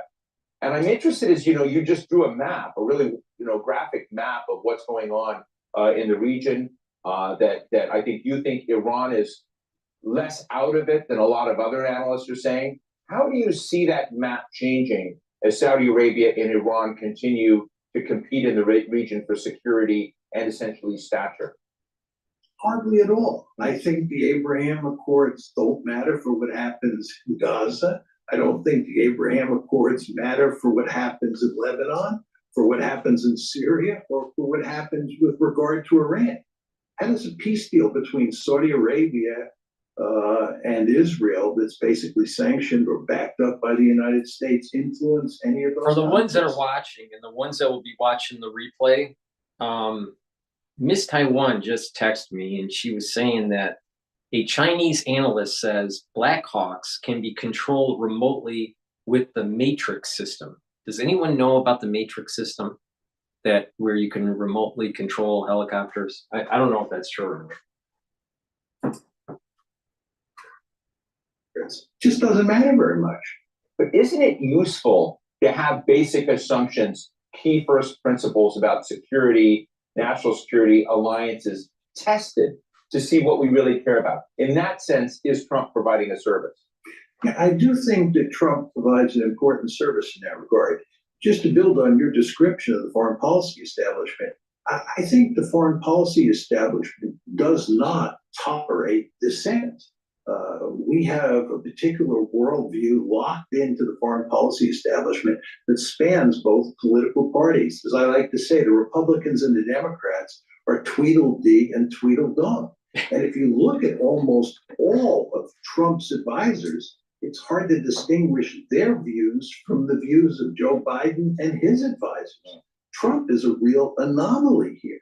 And as we all know, this is why he had so much trouble getting his way the first time he was in the White House between 2017 and 2021. And the fact is, he didn't really know that much about what he was doing. He was new to the job, and he didn't have a lot of allies. Everybody who he hired was basically part of the foreign policy establishment. So we've gotten to the point where people like me, people like Jeff Sachs, right, we're basically X'd out of the mainstream discourse in the foreign policy establishment. People just don't want to hear what we have to say. So along comes someone like Donald Trump, and you could agree or disagree with his views. Jeffrey Sachs is a finance guy, an economist that blew up through shock therapy Russia during its financial reconstruction after the Berlin Wall fell. But he is a breath of fresh air. He is challenging a lot of the main tenets of the foreign policy view that has dominated in this country for so long. If I can just add one other point to this, I think during the Cold War, we had a much more open debate about the Soviet Union and U.S.-Soviet relations than we have today about Russia and U.S.-Russia relations. It's really quite remarkable how in a liberal society like the United States, we've closed off the option of open debate about foreign policy in the mainstream foreign policy. I agree with him on that part. He's right about that. The establishment of the mainstream media and so forth and so on. So I think in that sense, Trump is a breath of fresh air. Well, I want to be clear. I always want to hear your views. University of Chicago professor John Mearsheimer, thank you so much for being with us today. My pleasure. All as right. always. So I'm just gonna plug a couple products here before Live Now goes to Canada's retaliation for the tariffs. Tariffs were implemented today against Mexico, Canada, and I think China, maybe some other countries, but I think those are the three. Please go to my store, the-studio-reykjavik.com. The link is in the description of this video and all my videos. And get the vitamin C with magnesium. This helps to boost up your immune system, and it will also help with your skin health. Take it with filtered water. Take it every day. If you're not feeling too great, during the cold season or whatever, take a double dose. Make sure you drink it with filtered water. Taking a good probiotic is really important for your gut health. Gut health is super important for your liver, super important for your brain, super important for your other bodily systems, including your skin. By taking a very high quality probiotic like I have in my hand here is a powdered version. I also have a veggie cap version that you can take. Both are very high quality. I prefer the powder because I mix it with soft foods, but you can mix it in a smoothie or filtered water, however you want to take it, or just take the veggie cap if that's the way you prefer to take it. But taking a probiotic, a very high quality probiotic, will help to bring down inflammation in your gut. It will help to improve your energy absorption, improve your immune system because your mucosal layer within your gut lining will be improved. When you're improving the health of your gut, you're reducing leaky gut syndrome, and you're reducing the chances of having mutations at the cellular level within the crypt within your gut, especially in the colon. All right. So you want to, keep your gut healthy by taking a good probiotic. In addition, your metabolism will get better, and the communication between your gut and your liver will improve. Your liver is a major organ for detoxification of your body. It does a lot of things. It helps to create energy. It helps to create, to form cholesterol, and liver is really important. All right. So good health for your liver is tied to good health with your gut. In addition, having a good gut biome means that you're going to be able to sleep better. It also means that you'll be able to focus better. You'll have more mental clarity and acuity. And you can reduce depression by having a good gut biome. A lot of people don't realize that chronic problems with your gut could make you irritable and depressed. And, so it behooves you to improve your gut biome. In addition, a good gut biome will improve your hair, your skin, your nails. So please go to my store, the-studio-reykjavik.com, get the powdered version or the veggie cap version. It's the-studio-reykjavik.com. And lastly, I have added NAC to my stack. NAC helps to boost up glutathione levels. Glutathione is an antioxidant that will help to soak up free radicals. It is synergistic with C60. And NAC will also help to detoxify your liver and your kidney, especially if you take acetaminophen. And NAC will help to calm down your nervous system. A lot of people they activate their sympathetic nervous system too much because they're stressed out or whatever. You want to calm that down and go into parasympathetic mode. Sympathetic is fight and flight. So you're going to increase your cortisol levels and you're going to be stressed out and your glucose levels will go up and you're creating free radicals and you're stressed, right? And if you're stressed chronically, your immune system will go down. But if you go into parasympathetic, your cortisol levels go down, your immune system gets better, you have better control of your glucose levels, and your heart rate goes down. So please go to my store, the-studio-reykjavik.com, get the NAC. It boosts up glutathione levels, which is a very strong antioxidant. It helps with calming your central nervous system, and it helps to detoxify your liver and your kidney. Okay, let's go to Canada here. The table. And Trump may not be finished. He plans to impose tariffs on the European Union. Trump replied, quote, absolutely. Traveling with the president in West Palm Beach, Florida, Lucas Tomlinson, Fox News. All right, so they had a live look at the White House on this Saturday evening. It's about 9 p.m. in the nation's capital. While we're waiting for Prime Minister Trudeau to step up there in Canada, we will bring you his remarks in full as soon as we see him step up, by the way. We expect him to respond to these tariffs. You should be speaking like in a We minute. do prioritize live coverage here at Live Now. We have one live event that's taking place in Maryland. Okay, so while we're waiting for Trudeau to speak about the tariff retaliation, which is going to be big and it's going to move markets. And what's happening right now is going to move markets on Monday for sure. All right, while we're waiting for him to speak, let's go to Fox News. Stephen Miller is talking about media hoax.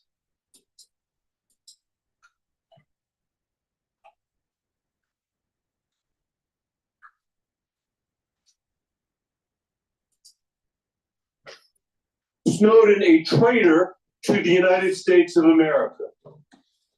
As someone who has worn our uniform in This- combat, I understand how critical our national security Apparently is. you don't. You're asking me not to serve vaccine. No, I am not. My Yeah, you are. That's exactly what you're doing. He is asking to be head of the FBI, and he said that their headquarters. And you know what's should be shut amazing? down. What's amazing is that I was talking about civility early in this broadcast, about the importance of civility. And in social media, the civility has really gone downhill. And we're seeing this not just in social media or in your personal conversations on the street or wherever or at work. We're seeing it in the Senate. I mean, yeah, we have lost the ability to just have conversations. It's amazing. On me are to be false accusations and grotesque mischaracterizations. The only thing this body is doing is defeating the credibility of the men and women at the FBI. RFK Jr. and Tulsi Gabbard facing potential GOP opposition. Here's Vice President Vance's message to Senate Republicans. The president has made his selections, and the advice and consent power of the United States Senate should not be used to block people because you have one policy disagreement on one issue. You don't get to make these decisions. President Trump gets to make these decisions, and he already has. All right, let's bring in Stephen Miller, White House Deputy Chief of Staff for Policy and Homeland Security Advisor. Stephen, thanks for being here. Appreciate it. It's my pleasure. Thank you. Thanks. I want to start with Tulsi. Some Republican senators pressed Tulsi Gabbard in her hearing this week to declare Edward Snowden a traitor. One of those members, James Langford, said that it wasn't a trick question and he was surprised by her answer. Should she have just said yes? Would the White House have approved of that answer? It's very simple. The policy that Tulsi is going to implement as the head of national intelligence is the president's policy. It is the policy that Republican senators support. It is the policy the American people support. It is the policy of fiercely protecting our nation's classified intelligence while ensuring maximum transparency, and the policy of fully enforcing all federal laws, including the federal laws that govern the illicit disclosure of classified information. Look, President Trump was the victim for 8 years of the intelligence community weaponizing classified leaks, fabricating classified intelligence to go after President Trump. So what Tulsi's mission is to restore trust, faith, and integrity in the U.S. intelligence system. And so when Republican senators vote to confirm Tulsi, they're voting to ratify the reform agenda that Donald Trump campaigned on and that Donald Trump built a historic winning coalition on. Senate Majority Leader John Thune didn't sound very confident necessarily about her confirmation. Is the White House considering any backup options right now? She is going to get confirmed. This is a very important point. President Trump built the broadest, most diverse winning coalition in the history of the Republican Party. He brought together old school liberals. He brought together. I think RFK Jr. will be confirmed. I think Cash will get confirmed. I'm not sure about Tulsi. It's really close, really close. I hope that she does get confirmed, but it's slim margins there. Conservative Democrats. He brought together new right Republicans, traditional Republicans. He stitched together a coalition of the young, of minority voters, and of blue-collar workers all across this country. His cabinet reflects that coalition. Americans did not vote for Mitt Romney or a Mitt Romney cabinet. They voted for President Trump and a President Trump cabinet. And Republican senators who won their majority because of President Trump. They have their gavels because of President Trump. They have a majority leader because of President Trump. Should, and I believe will, ratify his cabinet so that we can continue to grow and expand the Republican Party as a permanent majority governing coalition. Okay. I want to switch gears and ask you about some other candidates. Some Democrats are sounding the alarm on Rust vote, especially after the OMB memo this week. The Atlantic said that the White House may not have seen that memo before it went out. Had you seen that memo prior to its release? Did you approve of that? No, I hadn't seen the memo, but I think the more important point here is that the memo was hoax. The memo was a guidance memo. The memo did not do anything. The memo provided interpretive guidance on how to apply the president's executive orders. The memo did not change any federal policy. A hoax was created by the media about that memo. The memo being in effect or not being in effect has zero impact on public policy because it was just an interpretive guidance memo. And the media spun this entire thing completely out of proportion. It was, like I said, it was a straightforward, routine media hoax. Like, it's not normal for the White House to review guidance documents, and the White House had an OMB, because guidance documents don't have the force of law, because guidance documents don't set or change federal policy. Right. They're just interpretive guidance for agencies. And so the real culprit here is the media for lying about the memo that, again, did not change or set any federal policy. Can you clear up whether, in fact, this freeze is still in effect? Because I obviously saw the press secretary say memo rescinded, but the orders are still in place. The freeze is still in effect. That's evidently not how DOJ is seeing it. They believe that the brakes have been pumped on this whole thing because of the administrative stay in D.C. and now potentially a temporary restraining order coming out of Rhode Island and the other case with the 22 state attorneys general. So is money for these programs impacted by the president's EOs currently going out the door while the court case plays out. The president issued executive orders. Gold Belly is shipping the world's greatest food. So if you want Ina Gurdon's famous coconut cake, stone crabs from Miami's most iconic. The president issued executive orders pausing funding for diversity, equity, and inclusion, critical race theory, radical transgender ideology, sex I changes. understand. I'm just, No, because I'm the judge answering. stopped. The Either- judge said either- that there was Either had to I be can, stopped. either, Go ahead. either I can answer the question or I can't. The I'm trying to get president clarity going, paused because the- the I'm- judge said Friday. I'm so- going to answer your question exactly. Okay. The president paused funding for diversity, equity, and inclusion, radical gender ideology, critical race theory, sex changes for minors, foreign aid, as well as certain Green New Deal projects. Also, the resettlement of illegal aliens and the funding to NGOs that resettle illegal aliens. Those are all discretionary, agency-directed spending projects that are not required by law, that are not required by Congress. In addition, every federal agency in its own right has not only the authority, but the mandate and the requirement from Congress to review grants, to review contracts, to review new conditions for federal spending, and to ensure there is no waste, to ensure there is no abuse, to ensure that the bureaucracy is not acting unaccountably. This entire case that we're talking about is a hoax piled on top of a hoax, piled on top of a hoax. The case is debating nothing, it concerns nothing, it makes no sense, and people have been spending way too much time talking about it. Federal agencies have an affirmative mandate from Congress to review new spending that goes out the door. In other words, contracts are issued, they are drawn up. An entity asks for federal dollars. They say, I want money to build X, I want money to do Y, I want money to teach Z. Right, Then I that understand. agency has to review that, and they have to decide whether that is a meritorious use of taxpayer dollars. For the I government understand. not to perform that Stephen, function we're would mean almost that out of all time. money We're- was issued automatically without any conditions whatsoever. I'm not aware of any citizen who thinks that would be a just or virtuous outcome. I fully understand your position, Stephen. I was asking just a different question of while this administrative stay is in place because a DC judge put it there, is any money going out the door while we approach that deadline, which I think is Monday? Again, So the money is going out the door for all of the things that are required by law, for all of the things got it. that affect benefits to individual Americans. Okay. Money so is the- not so the going out freeze the is still door in effect for the critical other race stuff. theory. Got Money it. is not going Okay. out the door to trans our children.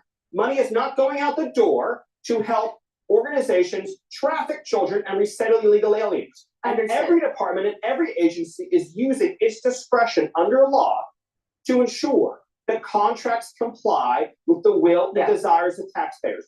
To not do that would mean that individual bureaucrats would be able to funnel billions of dollars out the door to their friends and to their allies with zero accountability.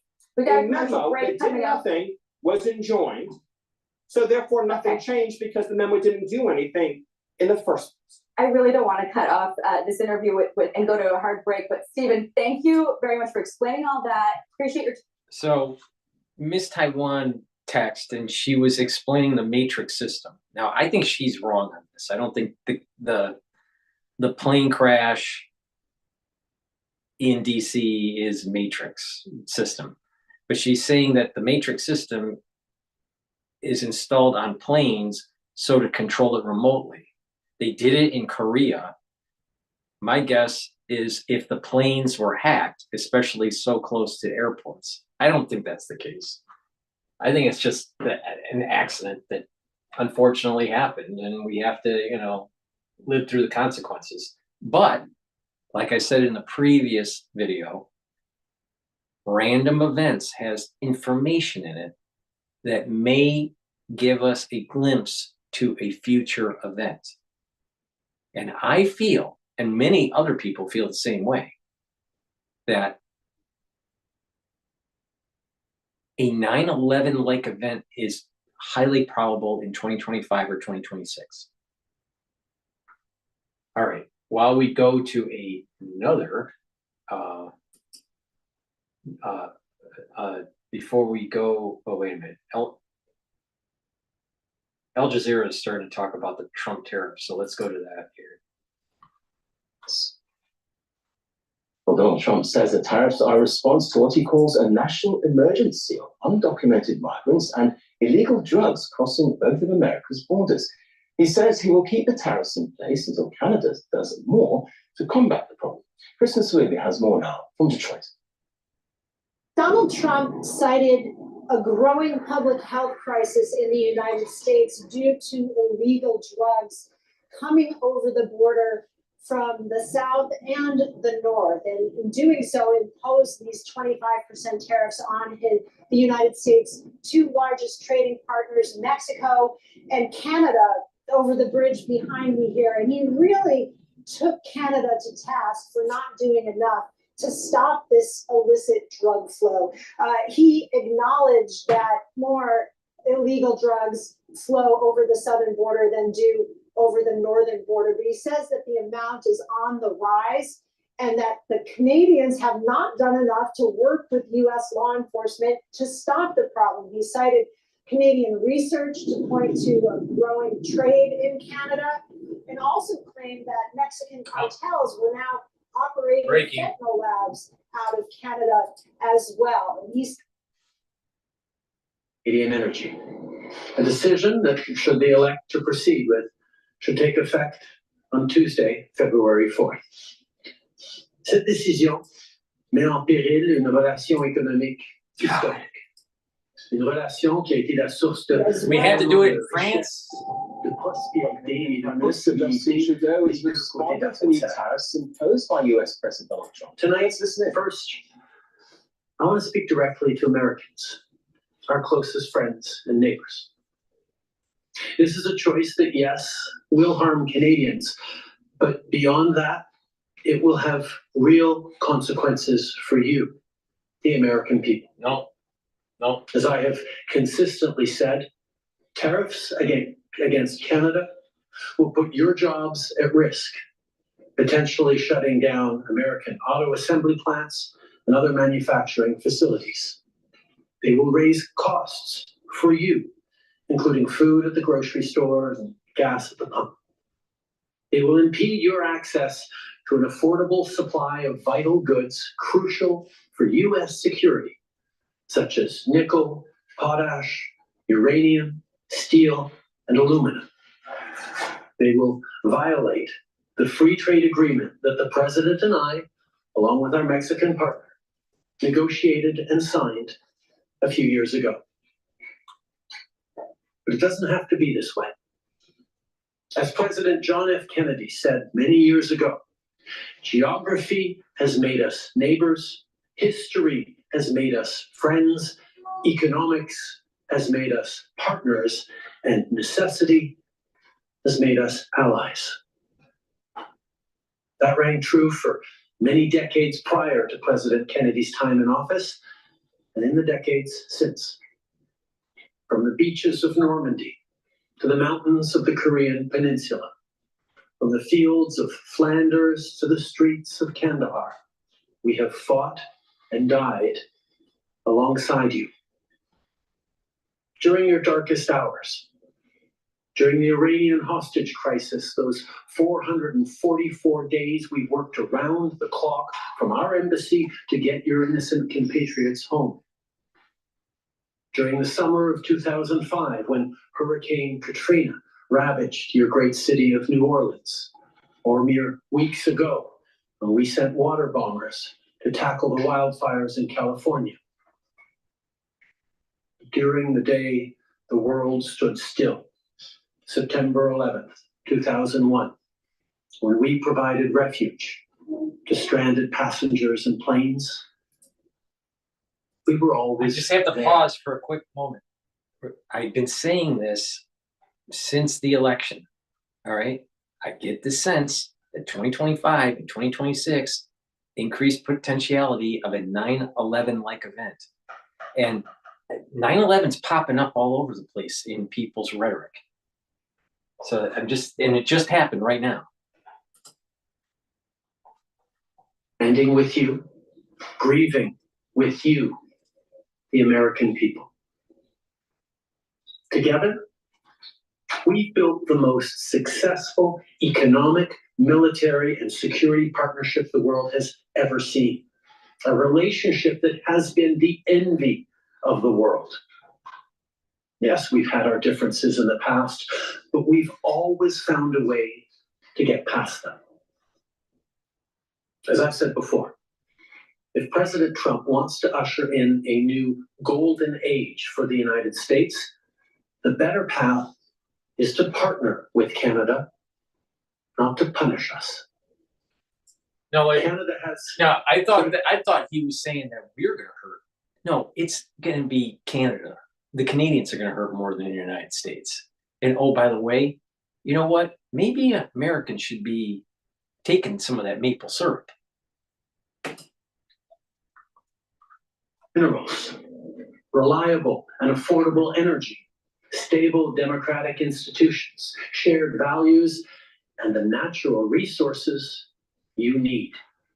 Canada has the ingredients necessary to build a booming and secure partnership for the North American economy, and we stand at the ready to work together. Let's take a moment to talk about our shared border. Our border is already safe and secure, but there's always more work to do. Less than 1% of fentanyl, less than 1% of illegal crossings into the United States come from Canada. But hearing concerns from both Canadians and Americans, including the American president himself, we're taking action. We launched a $1.3 billion border plan that is already showing results. Because we too are devastated by the scourge that is fentanyl, a drug that has torn apart communities and caused so much pain and torment for countless families across Canada, just like in the United States. A drug that we too want to see wiped from the face of this earth. A drug whose traffickers must be punished. As neighbors, we must work collaboratively to fix this. Unfortunately, the actions taken today by the White House split us apart instead of bringing us together. Tonight, I am announcing Canada will be responding to the US trade action with 25% tariffs against $155 billion worth of American goods. This will include immediate tariffs on $30 billion worth of goods as of Tuesday, followed by further tariffs on $125 billion worth of American products in 21 days' time to allow Canadian companies and supply chains to seek to find alternatives. Ce soir, j'annonce la réplique du Canada. Des tarifs douaniers de 25% sur 155 milliards de dollars de marchandises américaines. Dès mardi, 30 milliards de dollars de produits américains vont être touchés par ces tarifs. Et dans 21 jours... The fact is this, when America catches a cold, Canada catches pneumonia. This economic tit for tat between Trudeau and Trump's going to win. Watch. Compagnie canadienne de trouver des options alternatives, ce sera le cas pour 125 milliards de dollars de marchandises de plus. Like the American tariffs, our response will also be far-reaching and include everyday items such as American beer, wine, and bourbon, fruits and fruit juices, including orange juice, along with... Let me get this straight. I think Americans would stop drinking Molson and they'll start drinking Sam Adams. I'm pretty sure about that. And shoes. It'll include major consumer products like household appliances, furniture, and sports equipment, and materials like lumber and plastics, along with much, much more. And as part of our response, we are considering, with the provinces and territories, several non-tariff measures, including some relating to critical minerals, energy, procurement, and other partnerships. we will stand strong for Canada. We will stand strong to ensure our countries continue to be the best neighbors in the world. The two people in the background, I don't remember her name, but she's an idiot. But the two in the background, they look like they're gonna shit a brick. Because guess what? America first. That said, I also want to speak directly to Canadians in this moment. I'm sure many of you are anxious, but I want you to know we are all in this together. The Canadian government, Canadian businesses, Canadian organized labor, Canadian civil society, Canada's premiers, and tens of millions of Canadians from coast to coast to coast are aligned and united. This is Team Canada at its best. Plus tôt aujourd'hui, j'ai parlé avec les premiers ministres de toutes nos provinces et territoires.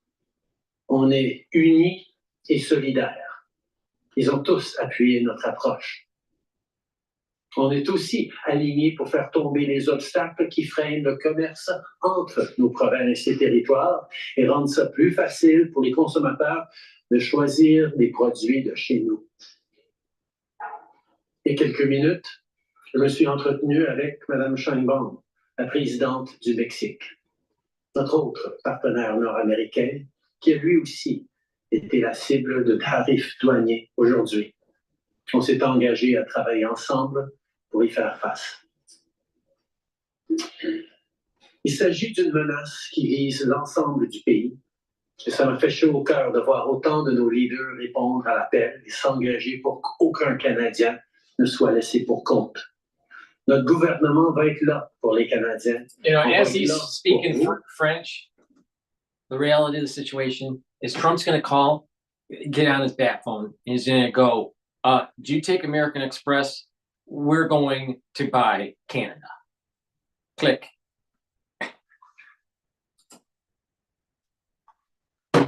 D'être là les uns pour les autres. D'être là pour vos amis, vos voisins et vos compatriotes. D'un océan à l'autre, les Canadiens sont très différents. On parle de différentes langues, on a de différentes croyances, on a de différentes opinions, de différentes idées. Et quand on reste unis, on puise notre force dans cette différence. And now is also the time to choose Canada. There are many ways for you to do your part. It might mean checking the labels at the supermarket and picking Canadian-made products. It might mean opting for Canadian rye over Kentucky bourbon, or foregoing Florida orange juice altogether. It might mean changing your summer vacation plans to here in Canada. You don't mess with Florida or Texas. Many national and provincial parks, historical sites, and tourist destinations our great country has to offer. C'est le temps de choisir des produits d'ici et d'appuyer des entreprises d'ici. D'appuyer nos producteurs agricoles, nos manufacturiers, nos travailleurs, nos entrepreneurs, nos artistes. It might mean doing all of these things or finding your own way to stand up for Canada. In this moment, we must pull together because we love this country. Just listen really carefully. I think the Canadians are saying, USA, USA, USA, USA. Braving the cold during the long winter months. We don't like to beat our chests, but we're always out there, waving the maple leaf loudly and proudly to celebrate an Olympic gold medal. On a notre propre identité, notre propre histoire et nos propres valeurs. Les Canadiens sont accueillants, ouverts, novateurs, ambitieux. On préfère régler nos disputes avec diplomatie, mais on est prêt à se battre quand c'est nécessaire. Canada is home to bountiful resources, breathtaking beauty, and a proud people who've come from every corner of the globe to forge a nation with a unique identity worth embracing and celebrating. We don't pretend to be perfect, but Canada is the best country on earth. There's nowhere else that I and our 41 million strong family would rather be. And we will get through this challenge just as we've done. Let me get this straight. 41 million versus over, or around 330 million. Now, whose economy is a little bit bigger? Like I said, Trudeau, do you take American Express?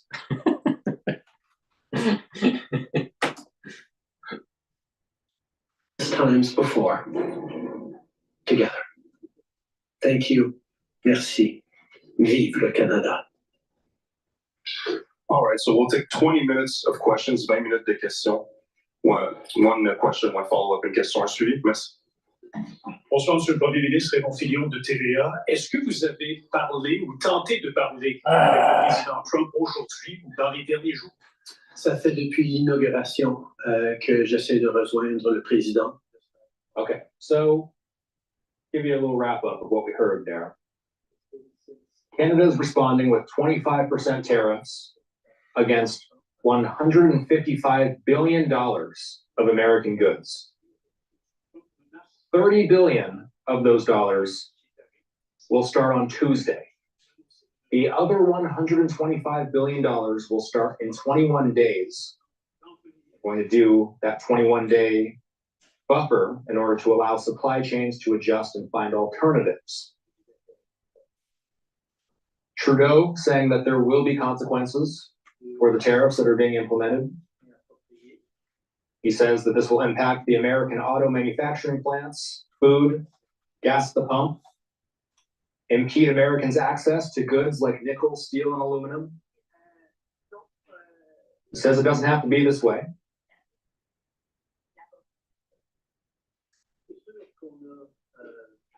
It'd be lovely if he spoke English. He brought up the fact that Canada helped America through 9/11, Hurricane Katrina, more recently during those. Right. While we're waiting for him to start speaking in English, please go to my store, the-studio-reykjavik.com. Get the vitamin D3. This is a great supplement you should be taking every day. Really important. It helps with gene expression. It's a gene expression cofactor. It helps get rid of cells to go into it helps cells to go into apoptosis if they need to, especially if they're infected. And D3 helps to absorb calcium. D3 in higher doses, if you do a little bit of resistance training on an injured joint, you can actually reduce osteoarthritis. So I have a whole protocol on that. I can go in more detail in another video about that. And D3 couples really well with vitamin K2. You should take these together. And this will help you to add more density to your bone over time with resistance training, taking calcium. I take calcium through drinking milk. Some people take it through a calcium supplement, but taking D3, K2 will allow you to absorb that calcium. And with resistance training, you're building a more dense matrix for your bone, really important. You're improving your joints also. And with a certain protocol at higher doses and light resistance training on injured joints and on joints that have osteoarthritis, you can reverse osteoarthritis. So please go to my store, get the vitamin D3 and the K2. And another great product, not only does D3 and vitamin K2 help with your bones and your joints, but it'll also help with your cardiovascular system. And it couples well with nattokinase. Nattokinase will help to bring down LDL levels, increase your HDL levels, and break up clots because it's fibrinolytic. The D3 and the K2 work together cardiovascularly in pulling and preventing calcium from building up into the plaque structure. So please go to my store, the-studio-reykjavik.com, get the D3, the K2, and the nattokinase. Go to my store, the-studio-reykjavik.com. And by the way, Make no mistake about it. America is going to win this trade war. To Trump's tariffs, and let's just start from the beginning here. What happened today, February 1st, we anticipated that this would happen. Trump, back when he took office, just under 2 weeks time ago, Trump gave a February 1st deadline to Canada and Mexico to reach some sort of agreement, or else these tariffs would be implemented. That includes 25% imports, 25% tariffs on imports from Mexico and Canada, and energy imports from Canada, including oil, natural gas, and electricity, would be taxed at a 10% rate. So February 1st has come, and those tariffs have come. Trump implementing these tariffs in the name of border security because of things like immigration and fentanyl that have been coming through the northern and southern borders. I'll reiterate that Prime Minister Trudeau said that less than 1% of fentanyl and less than 1% of illegal crossings come from the northern border. Different ways we can encourage the Americans to step back from these trade actions. Bonjour, Christian Noël de Radio-Canada. Pour être clair sur cette question-là, les tarifs sur le gaz naturel et le pétrole ne sont que de 10%, alors que pour le reste, c'est plus de 25%, notamment parce que les États-Unis ont besoin de notre pétrole. Ils ont besoin de plein d'autres choses dans notre secteur énergétique. À quel endroit est-ce que vous êtes prêt à couper le robinet? All right, so let's step away. We'll be awaiting and we'll be watching the president's Truth Social feed. I'll be curious to see if he has an immediate response to what Prime Minister Trudeau just said and what we've been hearing from Mexico as well. Retaliatory tariffs coming from both countries. Responding on X, let's get the Mexican response to this. Responding on X, Mexican President Claudia Sheinbaum said that she had instructed her economy secretary to implement a response that includes retaliatory tariffs and other measures in defense of Mexico's interests. Saying on X, quote, "We categorically reject the White House's slander that the Mexican government has alliances with criminal organizations, as well as any intention of meddling in our territory. If the United States government and its agencies wanted to address the serious fentanyl consumption in their country, they could fight the sale of drugs on the streets of their major cities, which they don't do, and the laundering of money that this illegal activity generates that has done so much harm to its population." It's the Mexican president on X earlier today. Prime Minister Trudeau saying that Canada did not want this. He said earlier today, Canada does not want this, but they are prepared. C'est le choix des Américains de nous mettre dans cette situation-là, mais puisqu'on est ici. So we'll keep an eye on this press conference. Our coverage is going to continue in a moment here. We'll be right back.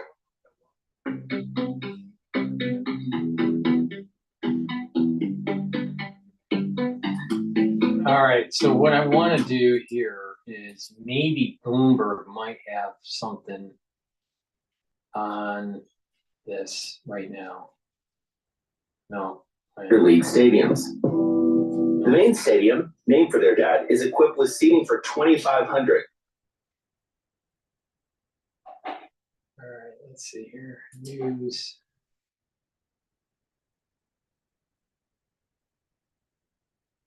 Okay, this was done to this. Let's see. This is about the Panama. No, that's long. That's too long. I don't want to do that one.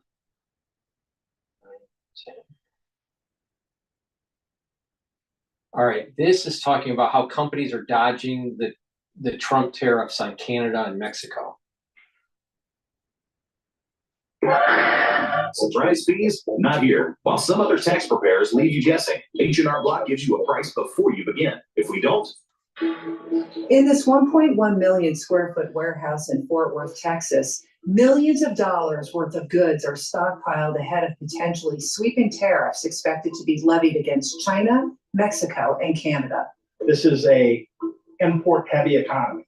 Most of what we consume comes in from Southeast Asia and China. A lot of those goods might be coming in and have a tariff slapped on them. Front loading is a tool companies use to buy and store their goods in advance, in this case to avoid pricey tariffs. Big brands like Walmart and Columbia Sportswear are executing this strategy. Walmart's imports from China rose 33% from 2023 to 2024.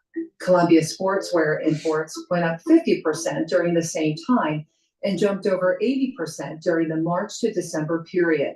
At the same time, container imports from China to the United States have surged. I think 2024 have really seen a lot of front loading happening. At first, shippers needed to react to the Red Sea disruption, and now it's Trump tariffs coming into force. But for some companies, front loading is not an option. Just from the execution standpoint, I'm just curious on how it will happen, how folks are going to navigate. The point you're making is any business manager's worst nightmare, which is planning for the unknown. The uncertainty of this situation keeps me up at night. I'm often asked, what are you doing? How are you planning for it? And my answer is, I don't know. President Trump said he expects to put a 25% tariff on Mexico and Canada beginning on February 1st, and discussed a 10% tariff on China. A tariff is a government-imposed tax on imported goods and services. And if tariffs are enacted, it's not only companies who will see higher prices, consumers will as well. Prices will definitely go up on everyday items. So from the cars we buy and the gas we put in them to the iPhones, laptops, and tablets that we're so dependent on. The tools to do it as a government right now, we will keep doing it alongside. It seems like he's taking questions now in English. A member of the Canada-U.S. Council, Lana Payne, today said that an ally would not act this way, and therefore the U.S. is no longer Canada's ally. Do you agree with that? Like I said, I think there are going to be people who are upset and even hurt by what's gone on here. But I have faith. I have faith in Canadians, but I also have faith in the friendship between Canada and the United States. It has gone through challenging. I have faith that the two people that are behind him are going to shit a brick, because when Trump goes total tariff ape shit, Canada's economy is going to tank. Watch. As before, but we always make it through because we've been able to count on each other for over 150 years, and we will continue to be able to do that long into the future. This is a friendship that has stood the test of time, and despite challenges that we can work on and we will work on together, we will continue to be friends and neighbors. Prime Minister, you said earlier that you're not going to move forward on measures that would further divide the country. Does this mean that blocking energy exports is fully off the table?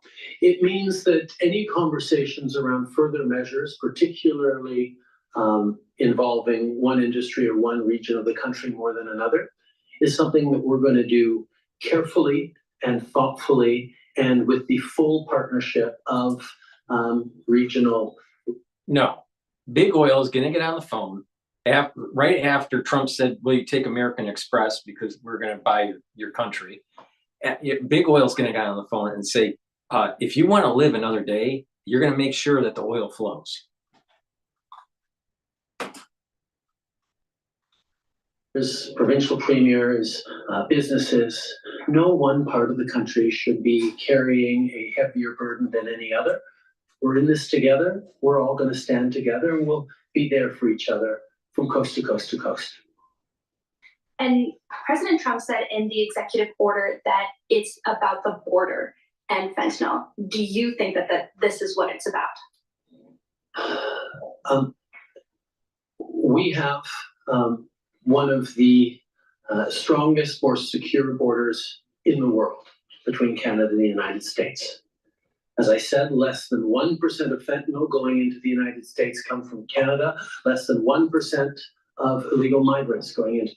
The tool and die industry in Detroit back in the late 90s, early 2000s was decimated because of NAFTA moving the tool and die industry out of the Detroit area into Windsor, Canada. Why? Because it was playing with the whole Canadian currency game. No, bring the fucking jobs back to America, dude. United States come from Canada. That doesn't mean there isn't more to do. And that's why we've invested $1.3 billion in strengthening our borders. And we're seeing over the past number of weeks, past couple of months, the numbers significantly decrease at the border already.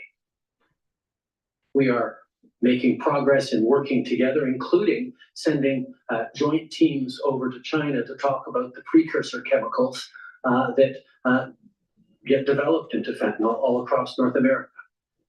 There are things that we can and must do together, and I understand the preoccupation the American president has with fentanyl deaths. We share those preoccupations. We've seen far too many communities across our country devastated by toxic drug supplies, by fentanyl, by opioid addictions. We have taken action over the years, but we're happy to do even more with the United States to counteract this horrific tragedy. That's why we have committed to doing even more and working alongside.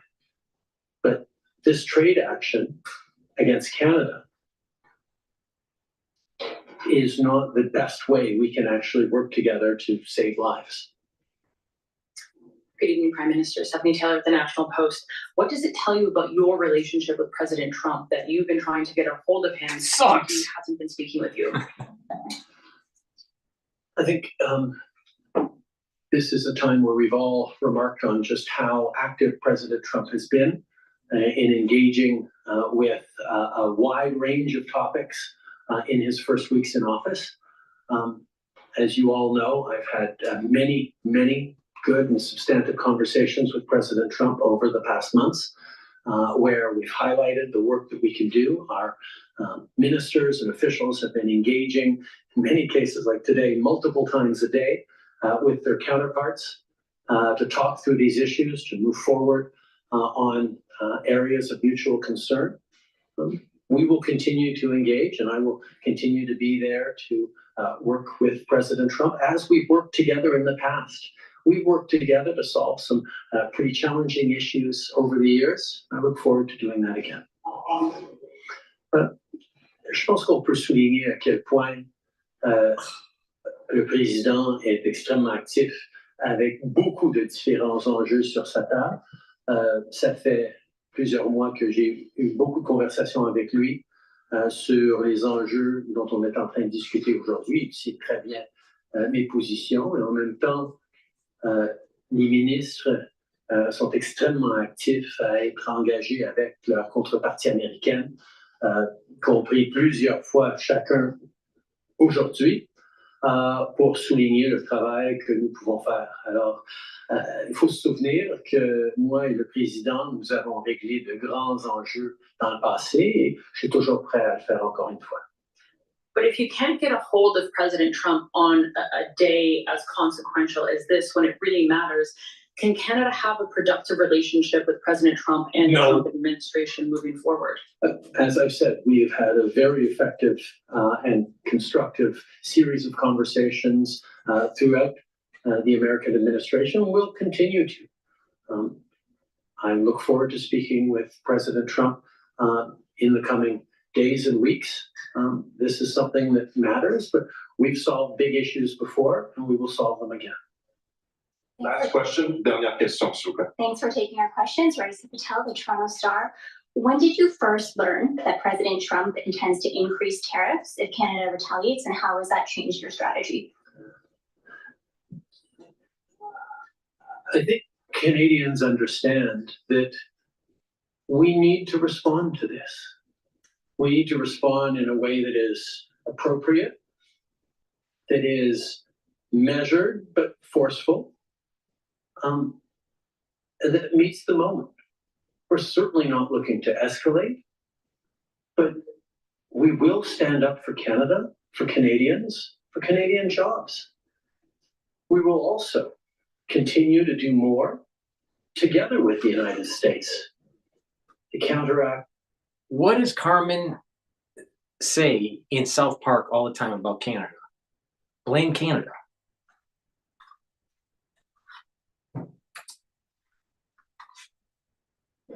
scourge that is fentanyl. We will continue to work on growing our economies together, on creating jobs and competing with the rise of non-market economies around the world. We can and will do things together, and that is my focus. My job is to stand up for Canadians. That's exactly what we're doing. But we're also standing up for the relationship between Canada and the United States, which, as I said, is the most successful partnership and friendship the world has ever seen. You're dealing with the U.S. administration that says, there's nothing that you can do to stop this. We're not looking for any concessions. So do you see any conceivable way out of this because of that?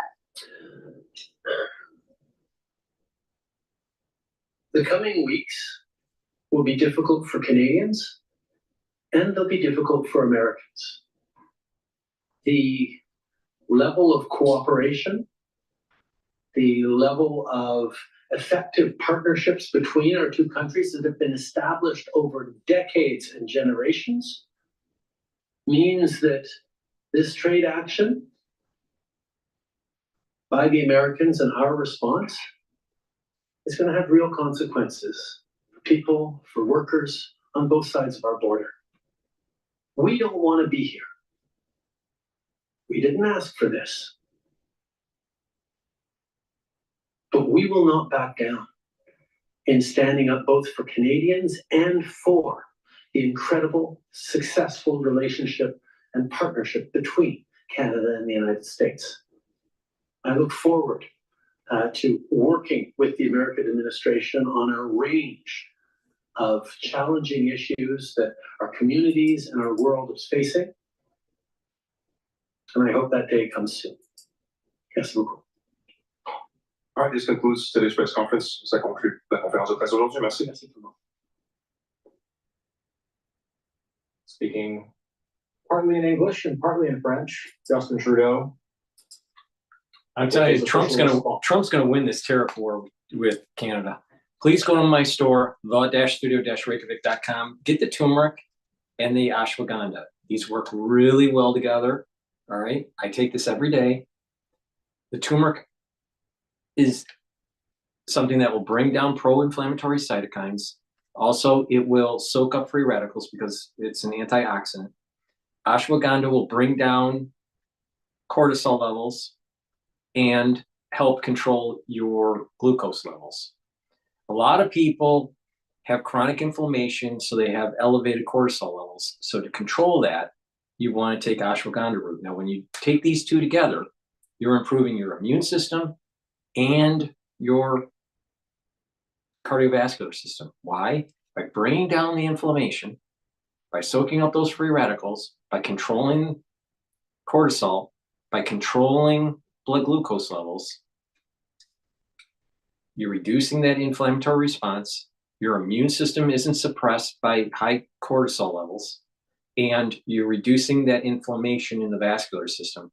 And it's the inflammation signal that kickstarts the production of plaque.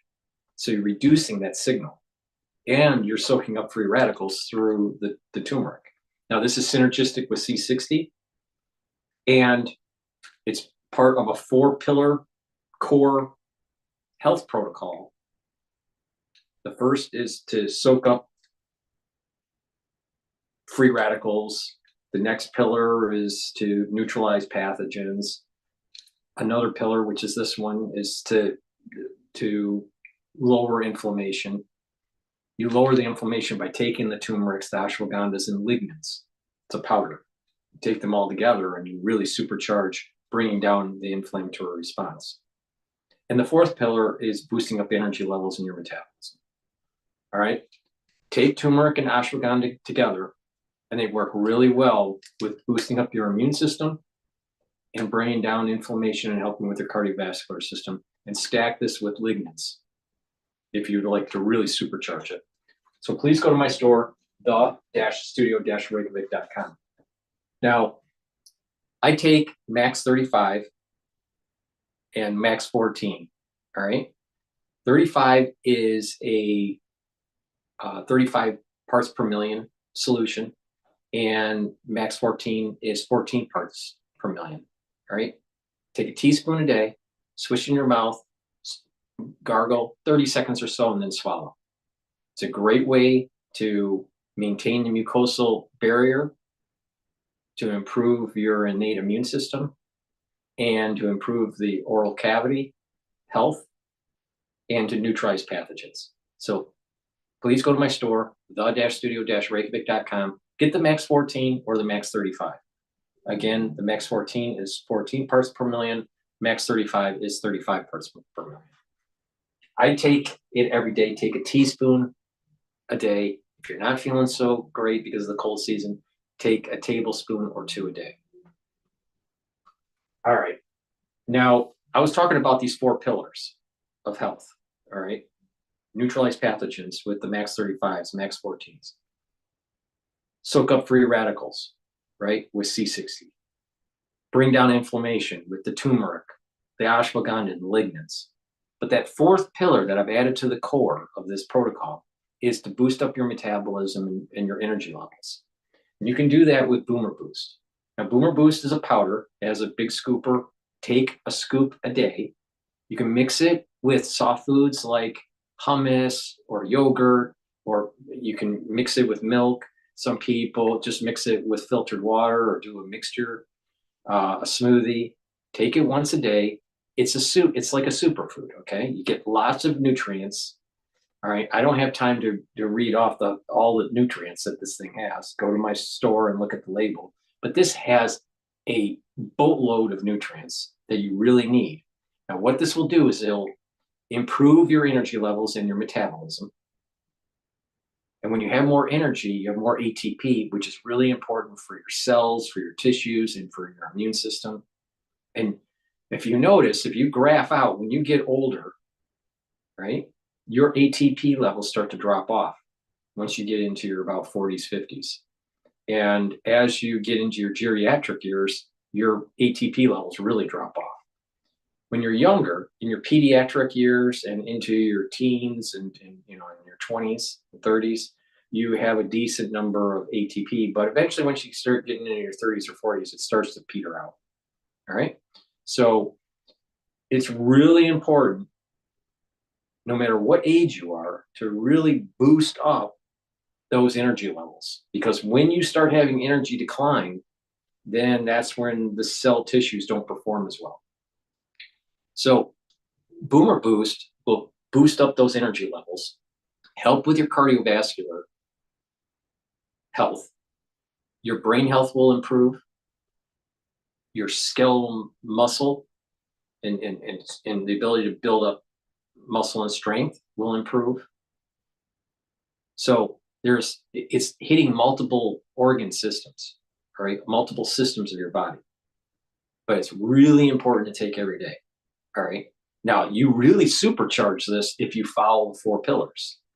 Taking this to boost up your energy levels, taking the C60 for the antioxidant, taking the Max 14 or Max 35 to neutralize pathogens, taking the turmeric, the ashwagandha, the lignans to really bring down inflammation. When you couple that all together, that's what I call the core.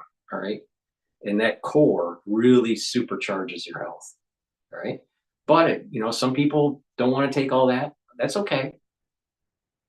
That, you know, but you will get benefits by just taking this. All right. Now, I've created a box called the Longevity Boost box. It's at a discount, and you get Boomer Boost with Gladiator barley or heirloom barley.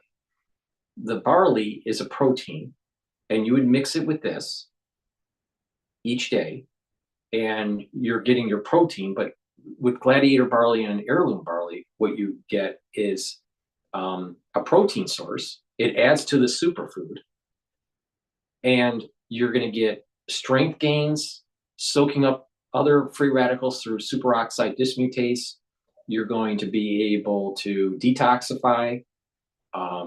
It's very high quality barley. And when you mix them together, it adds to that superfood. And you're going to notice that you're really controlling your A1C levels, especially with the Gladiator barley with the Boomer Boost. Really supercharges the control of the A1C. Now, when you do that every day, either for breakfast or lunch, with the soft food or the smoothie, right? You're going to start losing weight, and your energy levels are really going to go up. So this is a great way to lose weight, especially if you couple this with the heirloom barley or the gladiator barley. Now, it's better to take the gladiator barley if you're looking for strength gains and you want to control your A1C levels. You do control your A1C levels more, with the Boomer Boost with the heirloom barley, but you'll get more of a benefit of A1C level control with the gladiator barley mixed with the Boomer Boost. Okay, so I built up this box called the Longevity Boost box, and you can pick either heirloom barley, gladiator barley, and you get the boost at a discount. All right, or you can buy them all separately. It's up to you. But I just told you how to lose weight and really supercharge your energy levels and control diabetes. All right, so please go to my store, get the Boomer Boost, get the gladiator barley or the heirloom barley. They work great together. Go to my store, the-studio-reykjavik.com. All right. With that, let's see what's going on. Let's go back to CNBC about how companies are dodging tariffs. To the clothes we wear and the food we eat, like avocados, corn, tomatoes, all the prices are going to go up. So how are companies preparing for potential tariffs, and what impact will they have on shippers and consumers? CNBC traveled to Fort Worth, Texas, a major hub for logistics companies located a few hundred miles from the Mexican border, to find out.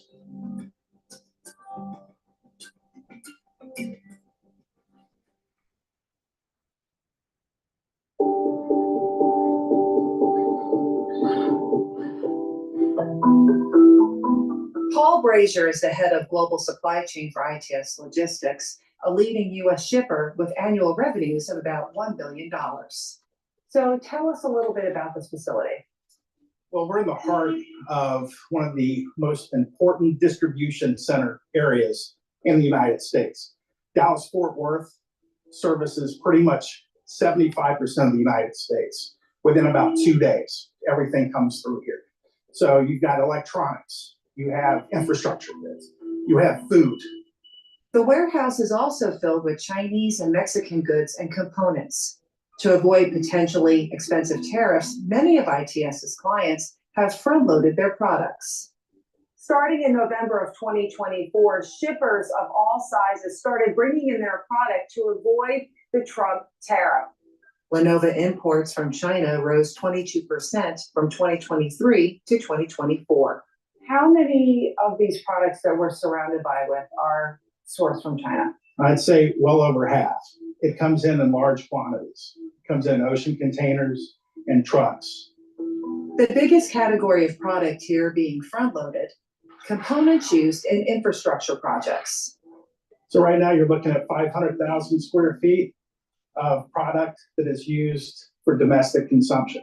These are components that go into the things that are building our bridges, our roads, and electrical equipment here in the States. Especially on the infrastructure side, there's a ton of Chinese-made goods that are being shipped forward right now and have since November. And what's the reason behind the front loading, particularly when it comes to the components for infrastructure?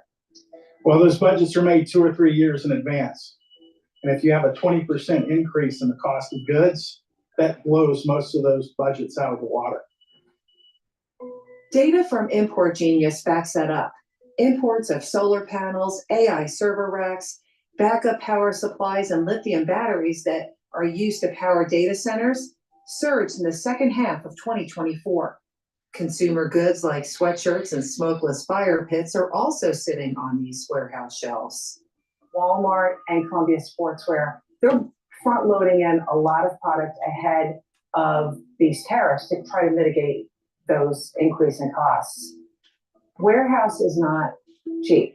The medium size and the small importers are the ones that are probably the most adversely affected by these kinds of decisions. the larger players in the market, they have a huge distribution center network. They have the infrastructure in place to be able to navigate these fairly easily. In the US, the top products being pulled forward include sneakers, housewares, appliances, and auto parts. And that spells big business for companies like. Okay, so basically the takeaway from this video, I'm not going to finish the video here. I'm going to shut down soon here. But the takeaway is there's front loading. So there's not going to be an immediate effect at the grocery store, at the stores. There will be a lag. But what you're going to see is an immediate knee-jerk reaction in the market on Monday. And it'd be interesting to see what the Asian market does with their trading. So we'll find out, but I suspect that the markets will move tomorrow. And there's probably going to be an equity sell-off. Probably bonds will rally and equity will sell off. We'll see what happens. Please go to my store, the-studio-reykjavik.com. Get the resveratrol. This is an antioxidant. It'll help to boost up your mitochondria. In addition, it helps to get rid of cells that are in senescence. Those are cells that build up toxins and chemicals within them that stop dividing, and the body needs to get rid of them. So if you get rid of the senescent cells, the healthier the tissues will be. Resveratrol helps with this. Resveratrol stacks really well with C60. So please go to my store, get the resveratrol. I've been taking resveratrol for decades. And voila, we're talking about C60 again. C60 you can get in avocado and MCT coconut oil or extra virgin olive oil. You can get it in a 2 ounce, a 4 ounce, or an 8 ounce configuration. It's a very strong antioxidant. I take a teaspoon a day, and it's going to soak up those free radicals, boost up the health of your mitochondria. Your ATP is going to go up, and with more ATP, you're going to have more energy, and those cells are going to perform better. And the stress in the cells have gone down. The stress in the tissues have gone down. So your glands and your organ systems are going to perform better. Your neurons are going to perform better. Why? Because you need a lot of ATP and you need very healthy mitochondria for healthy neurons. So please go to my store, the-studio-reykjavik.com. Get the C60. It's a very strong antioxidant. I've been taking it for years. Guess what? You've been watching, for the last 5 years, or more. Some people have been watching me longer than 5 years. I don't seem to be aging too much. Please go to my store, the-studio-reykjavik.com. Get the C60. Follow my protocol. Take my advice. It's a holistic approach. It's not just supplementation. It's about proper diet, exercise, proper sleep, challenging your mind, doing balancing exercises, yada, yada, yada, right? But it's a holistic approach that works. So thank you for listening. And please go to my store, the-studio-reykjavik.com. So I'm going to do the shutdown now. Thank you. I appreciate everyone watching tonight. Have a nice night.